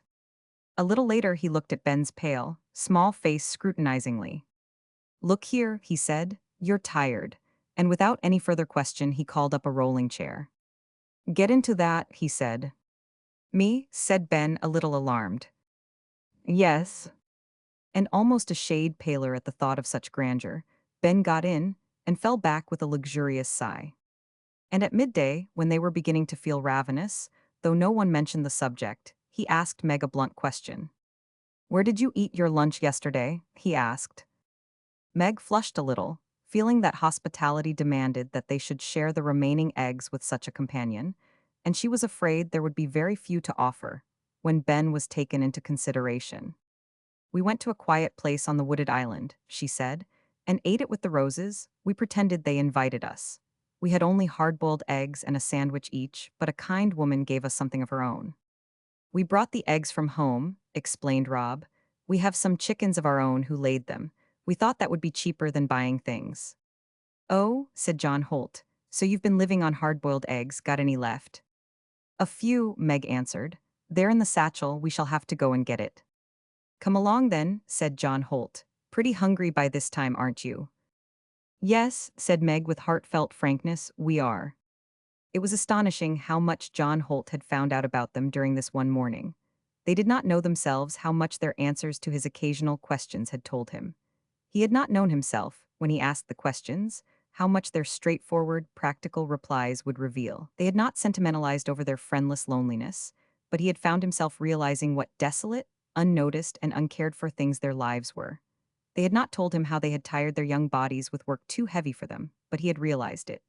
In his mind there had risen a picture of the straw parlor, under the tent-like roof of the barn, with these two huddled together in the cold, buried in the straw, while they talked over their desperate plans. They had never thought of calling themselves strong and determined, and clear of wit, but he knew how strong and firm of purpose and endurance two creatures so young and unfriended, and so poor, must have been to form a plan so bold, and carry it out in the face of the obstacles of youth and inexperience, and empty pockets and hands. He had laughed at the story of the treasure saved in pennies and hidden deep in the straw. But as he had laughed, he had thought, with a quick, soft throb of his heart, that the woman he had loved and lost would have laughed with him, with tears in the eyes which Meg reminded him of. He somehow felt as if she might be wandering about with them in their city beautiful this morning. They were so entirely creatures she would have been drawn to, and longed to make happier. He liked their fancy of making their poor little feast within scent of the roses. It was just such a fancy as she might have had herself. And he wanted to see what they had to depend on. He knew it must be little, and it touched him to know that, little as they had, they meant to share it with their poorer friend. They went for the satchel, and when they did so, they began to calculate as to what they could add to its contents. They were few things and poor ones. He did not sit down but stood by and watched them for a moment, when, having reached their sequestered nook, they began to spread out their banquet. It was composed of the remnant eggs, some bread, and a slice of cheese. It looked painfully scant, and Meg had an anxious eye. "Is that all?" asked John Holt abruptly. "Yes," said Meg, "we shall have to make it do." "My lord," ejaculated John Holt suddenly in his blunt fashion, and he turned round and walked away. "Where's he gone?" exclaimed Ben timidly. But they none of them could guess. Nice as he had been, he had a brusque way, and perhaps he meant to leave them. But by the time they had divided the eggs and the bread and cheese and had fairly begun, he came marching back. He had a basket on his arm and 2 bottles stuck out of one coat pocket, while a parcel protruded from the other. He came and threw himself down on the grass beside them and opened the basket. It was full of good things. "I'm going to have lunch with you," he said, "and I have a pretty big appetite, so I've brought you something to eat. You can't tramp about on that sort of thing." The basket they had seen the day before had been a poor thing compared to this. The contents of this would have been a feast for much more fastidious creatures than 3 ravenous children. There were chickens and sandwiches and fruit, the bottles held lemonade, and the package in the coat pocket was a box of candy. "We never had such good things in our lives," Meg gasped, amazed. "Hadn't you?" said John Holt with a kind and even a happy grin. "Well, pitch in." Romans 17. What a feast it was, what a feast! They were so hungry, they were so happy, they were so rejoiced, and John Holt watched them as if he had never enjoyed himself so much before. He laughed, he made jokes, he handed out good things, he poured out lemonade. "Let's drink to the great magician," he said, filling the little glasses he had brought, and he made them drink it standing, as a toast. In all the grounds that day there was no such a party, it was so exhilarated and amazed at itself. Little Ben looked and ate and laughed as if the lemonade had gone to his head. "Oh my," he said, "if mother could see me." "We'll bring her tomorrow," said John Holt. "Are you," faltered Meg, looking at him with wide eyes, "are you coming again tomorrow?" "Yes," John Holt answered, "and you are coming with me, and will come every day until you've seen it all, if you 3 will pilot me around." "You must be very rich, John Holt," said Meg. She had found out that it was his whim to want her to call him so. "I have plenty of money," he said, "if that's being rich. Oh yes, I've got money enough, I've more land than Aunt Matilda." And then it was that suddenly Robin remembered something. "I believe," he said, "that I've heard Aunt Matilda speak about you to Jones. I seem to remember your name. You have the biggest farm in Illinois, and you have houses and houses in town. Meg, don't you remember, when he got married and everybody talked about how rich he was?" And Meg did remember. She looked at him softly, and thought she knew why he had seemed gloomy, for she remembered that this rich and envied man's wife had had a little child and died suddenly. And she had even heard once that it had almost driven him mad, because he had been fond of her. "Are you that one?" she said. "Yes," he answered, "I'm the one who got married." And the cloud fell on his face again, and for a minute or so rested there. For he thought this thing which had happened to him was cruel and hideous, and he had never ceased to rebel against it bitterly. Meg drew a little closer to him, but she said no more about what she knew he was thinking of. She was a clever little thing, and knew this was not the time. And after they had eaten of the good things, until hunger seemed a thing of the past, the afternoon began as a fairy story, indeed. Little by little they began to realize that John Holt was their good and powerful giant, for it seemed that he was not only ready to do everything for them, but was rich enough. "Have you been to the Midway Plaisance?" he asked them. He felt very sure, however, that they had not, or that, if they had with that scant purse, they had not seen what they longed to see. "No, we haven't," said Meg. "We thought we would save it until we had seen so many other things that we should not mind so very much only seeing the outsides of places. We knew we should have to make up stories all the time." "We won't save it," said John Holt. "We'll go now. We will hobnob with Bedouins and Japanese and Turks, and shake hands with Amazons and Indians. We'll ride on camels and go to the Chinese theater. Come along." And to this Arabian Nights entertainment he took them all. They felt as if he were a prince. And oh, the exciting strangeness of it, to be in such a place and amid such marvels, with a man who seemed to set no limit to the resources of his purse. They never had been even near a person who spent money as if it were made for spending, and the good things of life were made to be bought by it. What John Holt spent was only what other people with full purses spent in the midway plaisance. But to Meg and Robin and Ben, it seemed that he poured forth money in torrents. They looked at him with timorous wonder and marveling gratitude. It seemed that he meant them to see everything and to do everything. They rode on camels down a street in Cairo. They talked to chiefs of the desert. They listened to strange music. They heard strange tongues and tasted strange confections. Robin and Ben went about like creatures in a delightful dream. Every few minutes during the first hour, Robin would sidle close to Meg and clutch her dress or her hand with a gasp of rapture. "Oh, Meg," he would say, "and yesterday we were so poor, and now we are seeing everything." And when John Holt heard him, he would laugh half to himself, a laugh with a touch of pleasant exultation in it and no gloom at all. He had found something to distract him at last. He liked to watch Meg's face as they went from one weirdly foreign place to another. Her eyes were immense with delight, and her face had the flush of an Indian peach. Once she stopped suddenly, in such a glow of strange delight that her eyes were full of other brightness than the shining of her pleasure. "Fairy stories do happen," she said. "You have made one, it was a fairy story yesterday, but now? Oh, just think how like a fairy king you are and what you are giving to us. It will be enough to make stories of forever." He laughed again. She found out in time that he often laughed that short half-laugh when he was moved by something. He had had a rough sort of life, successful as it had been, and it was not easy for him to express all he felt. "That's all right," he said. "That's just as it should be. But you are giving something to me, too, you three." And so they were, and it was not a little thing. Their afternoon was a thing of which they could never have dreamed, and for which they could never have hoped. Before it was half over, they began to feel that not only John Holt was a prince, but that by some magic metamorphosis they had become princes themselves. It seemed that nothing in that city beautiful was to be closed to them. It was John Holt's habit to do things in a thorough, businesslike way, and he did this thing in a manner which was a credit to his wit and good sense. Ben, who had never been taken care of in his life, was taken about in a chair and looked after in a way that made him wonder if he were not dreaming, and if he should not be wakened presently by the sound of his father's drunken voice. Robin found himself more than once rubbing his forehead in a puzzled fashion. Meg felt rather as if she had become a princess.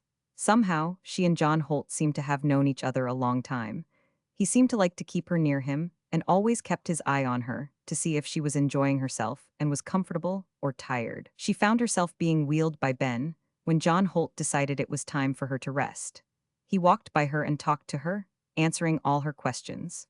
More than once it flashed into her mind that it would be very awful when all this joy was over, and they parted as they would. But they were going to see him tomorrow, he had said. It seemed as if they marched from one climax of new experience to another. "You're going to dine with me," he announced. "You've had enough hard-boiled eggs, and we'll see the illuminations afterwards." He took them to what seemed to them a dining place for creatures of another world. It was so brilliant with light, so decorated, so gorgeous. Servants moved to and fro, electric globes gleamed, palms and flowers added to the splendor of color and brightness. John Holt gave them an excellent dinner. They thought it was a banquet. Ben kept his eyes on John Holt's face at every mouthful. He felt as if he might vanish away. He looked as if he had done this every day of his life. He called the waiters as if he knew no awe of any human being, and the waiters flew to obey him. In the evening he took them to see the city beautiful as it looked at night. It was set, it seemed to them, with myriads of diamonds, all alight. Endless chains of jewels seemed strung and wound about it. The Palace of the Flowers held up a great crystal of light glowing against the dark blue of the sky. Towers and domes were crowned and diademed. Thousands of jewels hung among the masses of leaves, or reflected themselves, sparkling in the darkness of the lagoons. Fountains of molten jewels sprung up, and flamed and changed. The city beautiful stood out whiter and more spirit-like than ever, in the pure radiance of these garlands of clearest flame. When first they came out upon it, Robin involuntarily pressed close to Meg, and their twin hands clasped each other. "Oh, Meg," cried Robin. "Oh, Robin," breathed Meg, and she turned to John Holt and caught his hand too. "Oh, John Holt," she said, "John Holt." Very primitive and brief exclamations of joy. But somehow human beings have uttered them, just as simply in all great moments through centuries. John Holt knew just the degree of rapturous feeling they expressed, and he held Meg's hand close and with a warm grasp. They saw the marvelous fairy spectacle from all points and from all sides. Led by John Holt, they lost no view and no beauty. They feasted full of all the delight of it, and at last he took them to a quiet corner, where, through the trees, sparkled lights and dancing water, and let them talk it out. The day had been such an incredible one, with its succession of excitements and almost unreal pleasures, that they had actually forgotten that the night must come. They were young enough for that indiscretion, and when they sat down and began to realize how tired they were, they also began to realize a number of other things. A little silence fell upon them. Ben's head began to droop slightly upon his shoulder, and John Holt's quick eye saw it. "Have you had a good day?" he asked. "Rob," said Meg, "when we sat in the straw parlor and talked about the city beautiful and the people who would come to it, when we thought we could never see it ourselves, did we ever dream that anybody, even if they were kings and queens, could have such a day?" "Never," answered Robin. "Never. We didn't know such a day was in the world." "That's right," said John Holt. "I'm glad it seemed as good as that. Now, where did you think of spending the night?" Meg and Rob looked at each other. Since Rob had suggested to her in the morning a bold thought, they had had no time to discuss the matter, but now each one remembered the bold idea. Rob got up and came close to John Holt. "This morning I thought of something," he said, "and once again this afternoon I thought of it. I don't know whether we could do it, but you could tell us. Do you think this is such a big place and there are so many corners we could creep into, and it's such a fine night? Do you think we could wait until all the people are gone and then find a place to sleep without going out of the grounds? It would save us buying the tickets in the morning, and Ben could stay with us. I told his mother that perhaps he might not come home, and he could have another day." John Holt laughed his short laugh. "Were you thinking of doing that?" he said. "Well, you have plenty of sand anyway." "Do you think we could do it?" asked Meg. "Would they find us and drive us out?" John Holt laughed again. "Great Caesar," he said, "no, I don't think they'd find you too. Luck would be with you. But I know a plan worth two of that. I'm going to take you all three to my hotel." "A hotel," said Meg. Ben lifted his sleepy head from his shoulder. "Yes," said John Holt. "I can make them find corners for you, though they're pretty crowded. I'm not going to lose sight of you. This has begun to be my tea party." Meg looked at him with large and solemn eyes. "Well," she said, "it's a fairy story, and it's getting fairier and fairier every minute." She leaned forward with her heart quite throbbing, because it was he who did this splendid thing, he to whom all things seemed possible. It actually seemed a thing to be accepted as if a magician had done it. "Oh, how good you are to us," she said. "How good, and what is the use of saying only thank you? I should not be surprised, with a touch of awe, if you took us to a hotel built of gold." How heartily John Holt laughed then. "Well, some of them ought to be by the time this thing's over," he said. "But the lights will soon be out, the people are going, and Ben's nearly dead. Let's go and find a carriage." Roman 18. Yes, they went home in a carriage. John Holt put them into it, and settled back into it himself, as if comfortable cushions were only what belonged to tired people. And he took them to one of the hotels whose brilliantly lighted fronts they had trudged wearily by the night before. And they had a good supper and warm baths and delicious beds, and Meg went to sleep with actual tears of wonder and gratitude on her lashes, and they all three slept the sleep of Eden and dreamed the dreams of paradise. And in the morning they had breakfast with John Holt, in the hotel dining room, and a breakfast as good as the princely dinner he had given them. And after it they all went back with him to the city beautiful, and the fairy story began again. For near the entrance where they went in they actually found Ben's mother, in a state of wonder beyond words. For, by the use of some magic messenger, that wonderful John Holt had sent word to her that Ben was in safe hands, and that she must come and join him, and the money to make this possible had been in the letter. Poor, tired, discouraged, downtrodden woman, how she lost her breath when Ben threw himself upon her and poured forth his story. And what a face she wore through all that followed. How Ben led her from triumph to triumph, with the exultant air of one to whom the city beautiful almost belonged, and who, consequently, had it to bestow as a rich gift on those who did not know it as he did. What wondering glances his mother kept casting on his face, which had grown younger with each hour. She had never seen him look like this before. And what glances she cast aside at John Holt. This was one of the rich men poor people heard of. She had never been near one of them. She had often rather hated them. Before the day was over, Robin and Meg realized that this wonder was to go on as long as there was anything of the city beautiful they had not seen. They were to drink deep draughts of delight as long as they were thirsty for more. John Holt made this plain to them in his blunt, humorous way. He was going to show them everything and share all their pleasures, and they were to stay at the Golden Hotel every night. And John Holt was getting almost as much out of it as they were. He wandered about alone no more. He did not feel as if he were only a ghost, with nothing in common with the human beings passing by. In the interest and excitement of generalship and management, and the amusement of seeing this unspoiled freshness of his charges, delight in all things, the gloomy look faded out of his face, and he looked like a different man. Once they came upon two men who seemed to know him, and the first one who spoke to him glanced at the children in some surprise. "Hallo, John," he said, "set up a family." "Just what I've done," answered John Holt. "Set up a family. A man's no right to be going around a place like this without one." "How do you get on with it?" asked the other. "Find it pay?" "Pay?" said John Holt with a big laugh. "Great Scott, I should say so. It's worth twice the price of admission." "Glad of it," said his friend, giving him a curious look.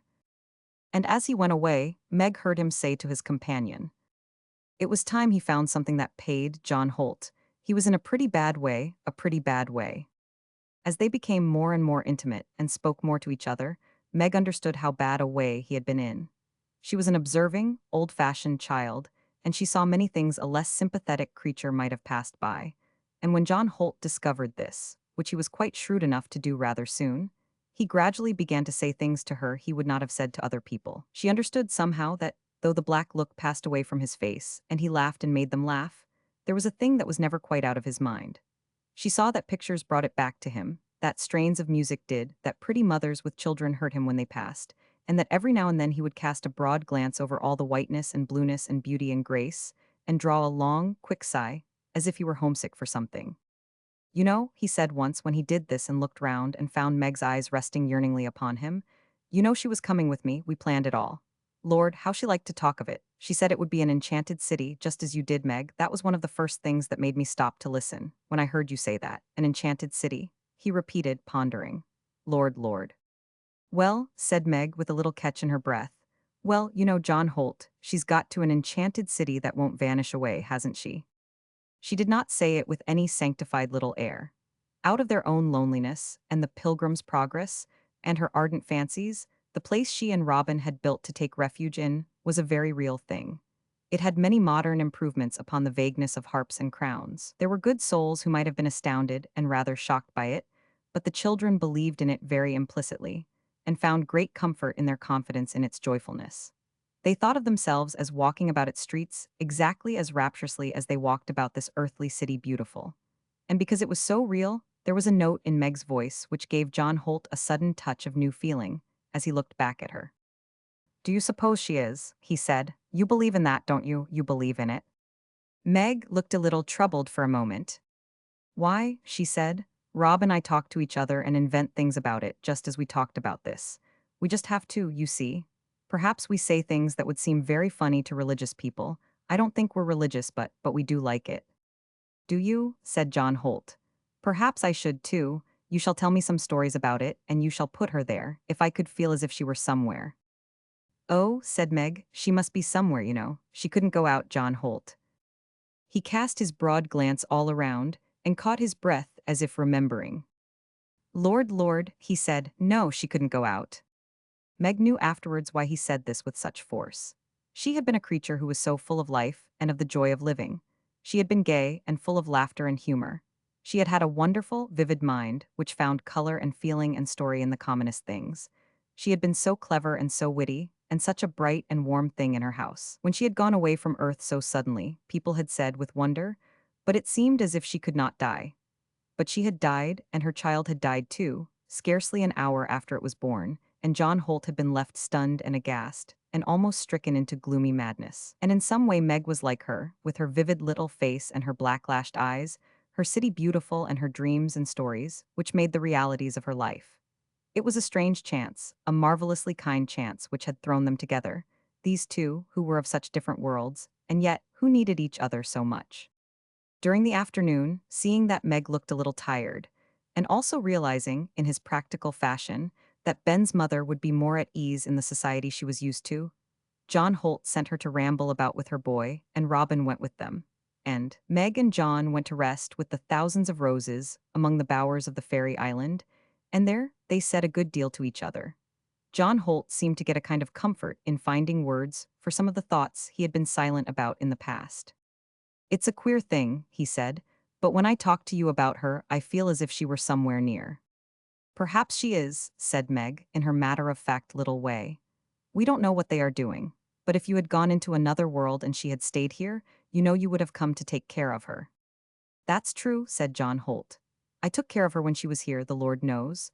There wasn't anything on earth she liked that I wouldn't have broken my neck to get at. When I built that house for her, I built a big house to take her to when we were married. She said I hadn't left out a thing she cared for, and she knew what things ought to be. She wasn't like me, Meg. I'd spent my life trying to make a fortune. I began when I was a boy and I worked hard. She belonged to people with money, and she'd read books and traveled and seen things. She knew it all. I didn't when first I knew her, but I learned fast enough afterwards. I couldn't help it while I was with her. We planned the house together. It was one of the best in the country: architecture, furniture, pictures, and all the rest. The first evening we spent there." He stopped and cleared his throat and was silent a few seconds. Then he added in a rather unsteady voice, "We were pretty happy people that evening." Later he showed Meg her miniature. He carried it in an oval case in his inside pocket. It was the picture of a young woman with a brilliant face, lovely laughing eyes, and a bright, curving red mouth. "No," he said as he looked at it, "she couldn't go out, she's somewhere." Then he told Meg about the rooms they had made ready for John Holt, Jr., as they had called the little child who died so quickly. "It was her idea," he said. "There was a nursery with picture paper on the walls. There was a bathroom with tiles that told stories about little mermen and mermaids that she had made up herself. There was a bedroom with a swinging cot, frilled with lace and tied with ribbons. And there were picture books and toys. The doors never were opened. John Holt, Jr. never slept in his cot. He slept with his mother." There he broke off a moment again. "She used to be sorry he wouldn't be old enough to appreciate all this," he said next. "She used to laugh about him and say he was going to be cheated out of it. But she said he should come with us so that he could say he had been. She said he had to see it if he only stared at it and said goo." "Perhaps he does see it," said Meg. "I should think those who have got away from here and know more what being alive really means would want to see what Earth people are trying to do, though they know so little." "That sounds pretty good," said John Holt. "I like that." They had been seated long enough to feel rested, and they rose and went on their way to begin their pilgrimage again. Just as they were crossing the bridge, they saw Robin coming tearing towards them. He evidently had left Ben and his mother somewhere. He was alone. His hat was on the back of his head, and he was hot with running. "Something has happened," said Meg, "and I believe I know." But Robin had reached them. "Meg," he said, panting for breath, "Aunt Matilda's here. She didn't see me, but I saw her. She's in the agricultural building, standing before a new steam plow, and she's chewing a sample of wheat." Roman 19. The two children did not know exactly whether they were frightened or not. If it had not seemed impossible that anything should go entirely wrong while John Holt was near them, they would have felt rather queer. But John Holt was evidently not the least alarmed. "Look here," he said. "I'm glad of it. I want to see that woman." "Do you?" exclaimed Robin and Meg together. "Yes, I do," he said. "Come along and let's go and find her." And he strode out towards the agricultural building as if he were going towards something interesting.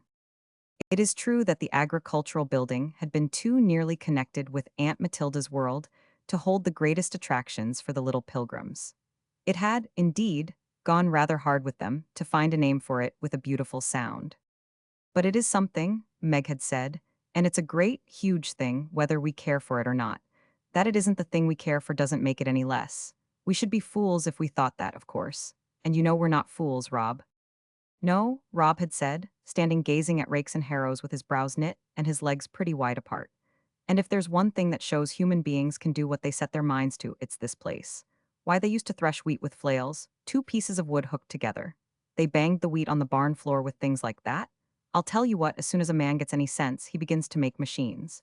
He bangs at things with his brain instead of with his arms and legs." And in the end they had called it the palace of the genius of the earth, and the seasons, and the sun. They walked manfully by John Holt through the place, Robin leading the way, until they came to the particular exhibit where he had caught sight of Aunt Matilda.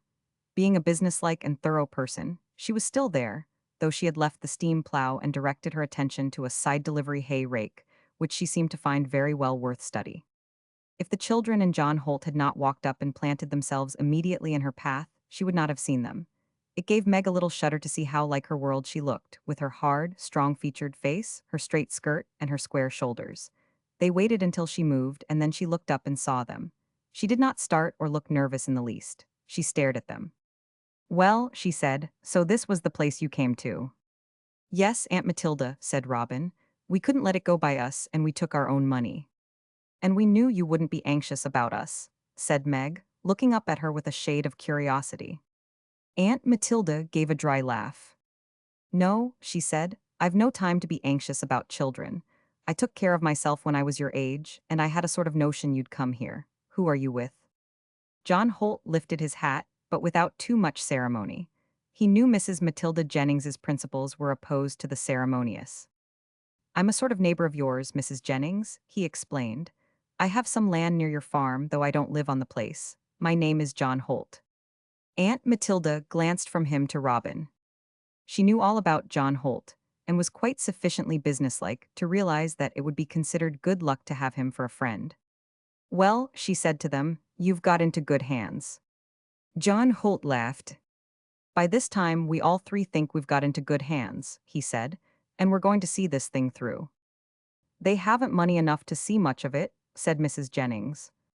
"No," said John Holt, "but I have, and it's to be my treat." "Well," said Aunt Matilda, "I suppose you can afford it. I couldn't. I've come here on business." "You'd better let us help you to combine a little pleasure with it," said John Holt. "This won't happen twice in your life or mine." "There's been a lot of money wasted in decorations," said Mrs. Jennings. "I don't believe it will pay them." "Oh, yes, it will pay them," said John Holt. "It would pay them if they didn't make a cent out of it. It would have paid me if I'd done it and lost money." "Now, see here," said Mrs. Matilda Jennings with a shrewd air, "the people that built this didn't do it for their health. They did it for what they'd make out of it." "Perhaps they did," said John Holt, "and perhaps all of them didn't. And even those that did have made a bigger thing than they knew, by Jupiter." They were all sauntering along together as they spoke. Meg and Robin wondered what John Holt was going to do. It looked rather as if he wanted to see more of Aunt Matilda, and it proved that he did. He had a reason of his own, and combined with this, a certain keen sense of humor made her entertaining to him. He wanted to see how the place affected her, as he had wanted to look on at its effect on Meg and Robin. But he knew that Aunt Matilda had come to accumulate new ideas on agriculture, and that she must be first allowed to satisfy herself on that point. And he knew the children were not specially happy in the society of plows and thrashing machines, and he did not think Aunt Matilda's presence would add to their pleasure in the palace of the earth, the seasons, and the sun. Besides, he wanted to talk to Mrs. Jennings a little alone. "You know where Ben and his mother are?" he said to Robin after a few minutes. "Yes," Robin answered. "Then take Meg and go to them for a while. Mrs. Jennings wants to stay here about an hour more, and I want to walk round with her. In an hour come back to the entrance here and I will meet you." Meg and Robin went away as he told them. It was in one sense rather a relief. "I wonder what she'll say to him," said Meg. "There's no knowing," Robin answered. "But whatever it is, he will make it all right. He's one of those who have found out human beings can do things if they try hard enough. He was as lonely and poor as we are when he was 12. He told me so." What Aunt Matilda said was very matter of fact. "I must say," she said, as the children walked off, "you seem to have been pretty good to them." "They've been pretty good to me," said John Holt. "They've been pretty good for me, though they're not old enough to know it." "They're older than their age," said Aunt Matilda. "If they'd been like other children, the Lord knows what I should have done with them. They've been no trouble in particular." "I should imagine not," said John Holt. "It was pretty businesslike of them," said Mrs. Jennings with another dry laugh, "to make up their minds without saying a word to anyone, and just hustle around and make their money to come here. They both worked pretty steady, I can tell you, and it wasn't easy work either. Most young ones would have given in, but they were bound to get here. They'll be bound to get pretty much where they make up their minds to, as life goes on," remarked John Holt. "That's their build." "Thank goodness they're not like their father," Mrs. Jennings commented. "Robert hadn't any particular fault, but he never made anything. He and his wife seemed to have made a home that was a pretty good start for these children. was what John Holt said. Well, said Mrs. Jennings, they've got to do the rest themselves. He left them nothing. No other relations but you? John Holt asked. Not a soul. I shall keep them and let them work on the farm, I suppose. It would pay to educate them well and let them see the world, said John Holt. I dare say it would pay them, replied Aunt Matilda, but I've got all I can do, and my husband's family have a sort of claim on me. Half the farm belonged to him. They spent their remaining hours in the agricultural building very profitably.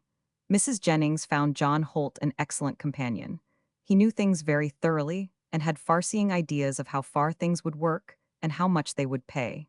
He did not expect Mrs. Jennings to tell him fairy stories, and he told her none, but before they left the place, they had talked a good deal. John Holt had found out all he wanted to know about the two children, and he had made a proposition which certainly gave Aunt Matilda something new to think of. She was giving some thought to it when they went out to meet the party of four at the entrance. She looked as if she had been rather surprised by some occurrence, but she did not look displeased, and the glances she gave to Meg and Robin expressed a new sense of appreciation of their practical value. I've promised Mr. Holt that I'll let him take me through the Midway Plaisance, she said. I've seen the things I came to see, and I may as well get my ticket's worth.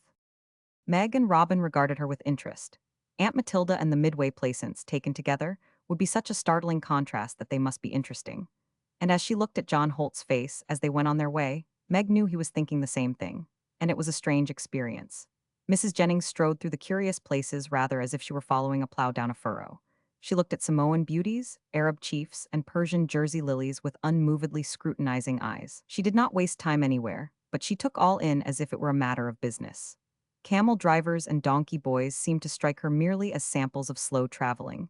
She ascended, as it were into mid-heaven, on the Ferris wheel, with a grim air of determination. Being so lifted from earth and poised above in the clear air, Meg had thrilled with a strange, exultant feeling of being a bird, and it had seemed to her that, with a moment's flutter of wings, she could soar higher and higher, and lose herself in the pure sea of blue above. Aunt Matilda looked down with cool interest. Pretty big power this, she said to John Holt. I guess it's made one man's fortune. John Holt was a generous host. He took her from place to Lapland villages, cannibal huts, and Moorish palaces. She tramped about and inspected them all with a sharp, unenthusiastic eye. She looked at the men and women and their strange costumes, plainly thinking them rather mad. It's a queer sight, she said to John Holt, but I don't see what good all this is going to do anyone. It saves traveling expenses, answered John Holt, laughing. His shrewd, humorous face was very full of expression all the time they were walking about together. She had only come for the day, and she was going back by a night train. When she left them, she gave them both one of those newly appreciative looks. Well, she said, Mr. Holt's going to look after you, he says. He's got something to tell you when I'm gone. We've talked it over, and it's all right. There's one thing sure, you're two of the luckiest young ones I've heard of. And she marched away briskly. Meg and Robin looked at each other and at John Holt. What was he going to tell them? But he told them nothing until they had all dined, and Ben and his mother had gone home, prepared to come again the next day. By that time, the City Beautiful was wreathed with its enchanted jewels of light again, and in the lagoon's depths they trembled and blazed. John Holt called a gondola with a brilliant gondolier, and they got into it and shot out into the radiant night. The sight was so unearthly in its beauty that for a few moments they were quite still. Meg sat in her straw parlor attitude, with her elbows on her knees and her chin on her hands. Her eyes looked very big and as lustrous as the jewels in the lagoon. I'm going to ask you something, said John Holt in a quiet sort of voice at last. Yes, said Meg dreamily. Would you two like to belong to me? Meg's hands dropped and she turned her shining eyes. I've been talking to your Aunt Matilda about that big house of mine, he went on. It's empty, there's too much room in it. I want to take you too and see if you can fill it up. Will you come? It's a queer sight, she said to John Holt. Meg and Robin turned their eyes upon each other in a dazed way. Will we come? They stammered. Mrs. Jennings is willing, said John Holt. You two have things to do in the world. I'll help you to learn to do them. You, with the short laugh, you shall tell me fairy stories. Fairy stories, what was this? Their hearts beat in their breasts like little hammers. The gondola moved smoothly over the scintillating water, and the jewel-strung towers and domes rose white against the lovely night. Meg looked around her and uttered a little cry. "Oh, Rob," she said.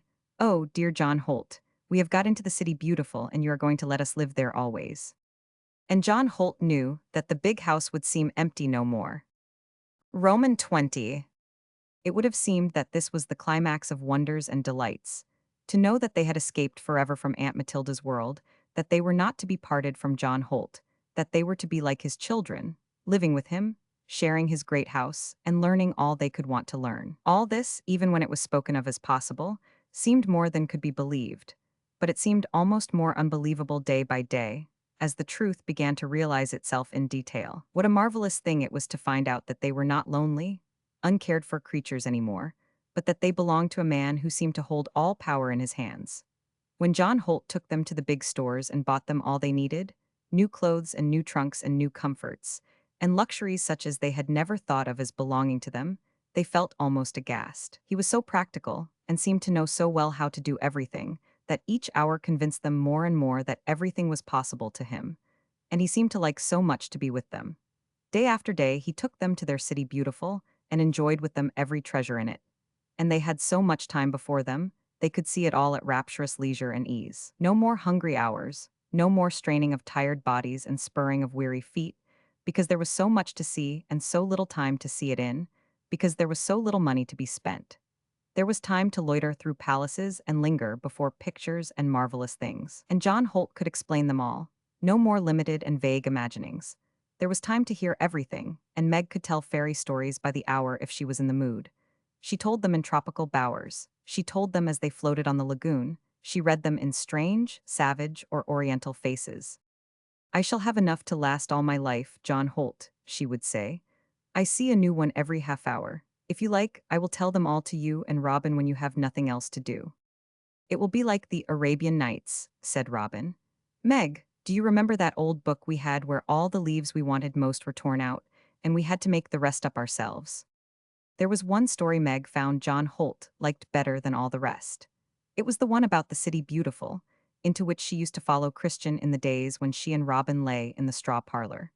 It had grown so real to her that she made it very real and near in the telling. John Holt liked the way she had of filling it with people and things she knew quite well. Meg was very simple about it all, but she told that story well and often, when they were resting in some beautiful place alone. John Holt would lead her back to it and sit beside her, listening, with a singular expression in his eyes. Ah, those were wonderful days. Ben and his mother shared them, though they were not always with John Holt and Robin and Meg.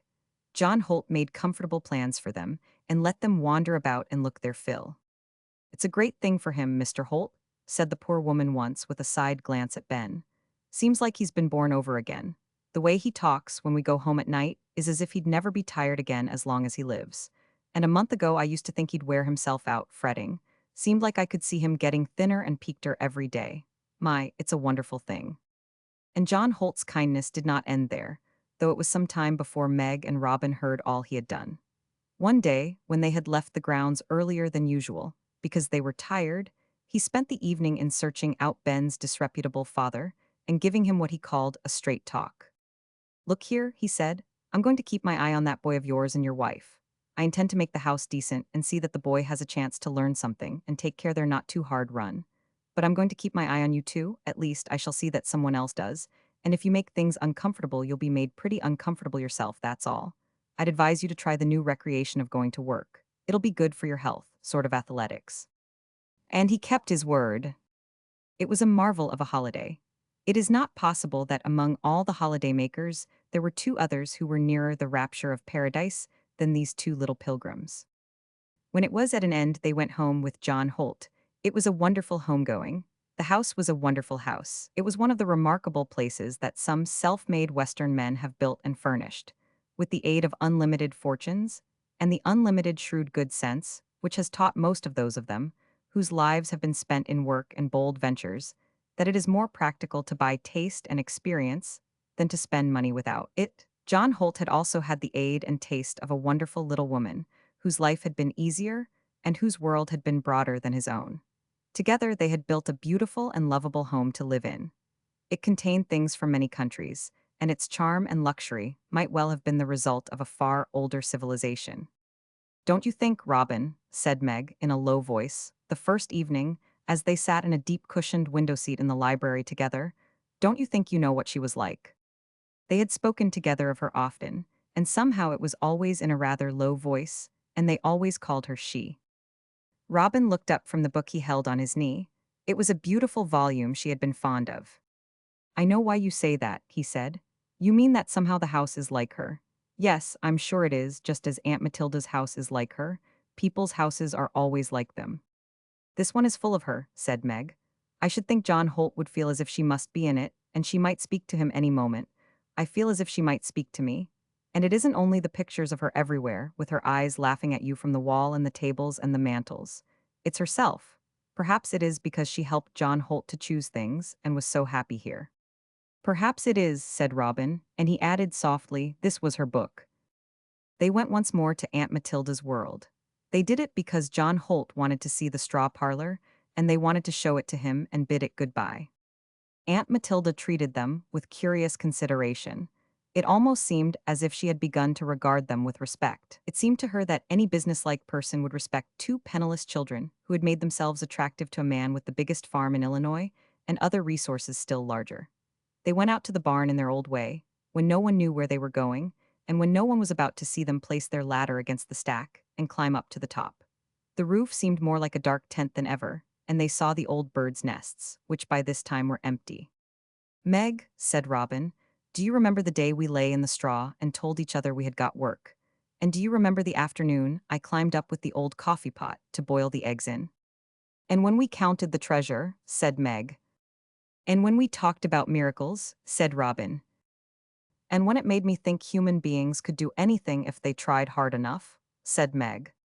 And when you read the Pilgrim's Progress, said John Holt. And the first afternoon when we listened to Jones and Jerry, and you said there was a city beautiful, said Meg. And there was, said Robin, and we've been there. It was just this time in the afternoon, said Meg, looking about her. The red light was dying away, for I could not see to read any more. And for a little while they sat in the straw parlor, while the red light waned. And afterwards, when they spoke of it, they found they were all thinking of the same thing, and it was of the last day they had spent at the enchanted city, when they had gone about together in a strange, tender, half-sad mood, loitering through the white palaces, lingering about the clear pools of green sea water where strain creatures swam lazily or darted to and fro, looking their last at pictures and stories in marble, and listening to the tinkle of water plashing under great tropical leaves and over strange mosses, strolling through temples and past savage huts, and gazing in final questioning at mysterious, barbarous faces, and at last passing through the stately archway, and being borne away on the waters of the great lake. As they had been carried away farther and farther, and the white wonder had begun to lose itself, and fade into a white spirit of a strange and lovely thing, Meg had felt the familiar throb at her heart and the familiar lump in her throat. And she had broken into a piteous little cry. Oh, John Holt, she said, it is going, and we shall never see it again, for it will vanish away, it will vanish away. And the tears rushed down her cheeks, and she hid her face on his arm. But though he had laughed his short laugh, John Holt had made her lift up her head. No, he said, it won't vanish away. It's not one of the things that vanish. Things don't vanish away that a million or so of people have seen as they've seen this. They stay where they're not forgot, and time doesn't change them. They're put where they can be passed on and passed on again. And thoughts that grow out of them bring other ones. And what things may grow out of it that never would have been, and where the end is, the Lord only knows, for no human being can tell. It won't vanish away. Dear little children and big ones, this is a fairy story. And why not? There are not many people who believe it, but fairy stories are happening every day. There are beautiful things in the world. There are many people with kind and generous hearts. There are those who do their work well, giving what is theirs to give and being glad in the giving. There are birds in the skies and flowers and leaves in the woods, and spring comes every year. These make the fairy stories. Every fairy story has a moral, and this one has two. They are these. The human creature is a strong thing when it is a brave one. Nature never made a human hand without putting into it something to give.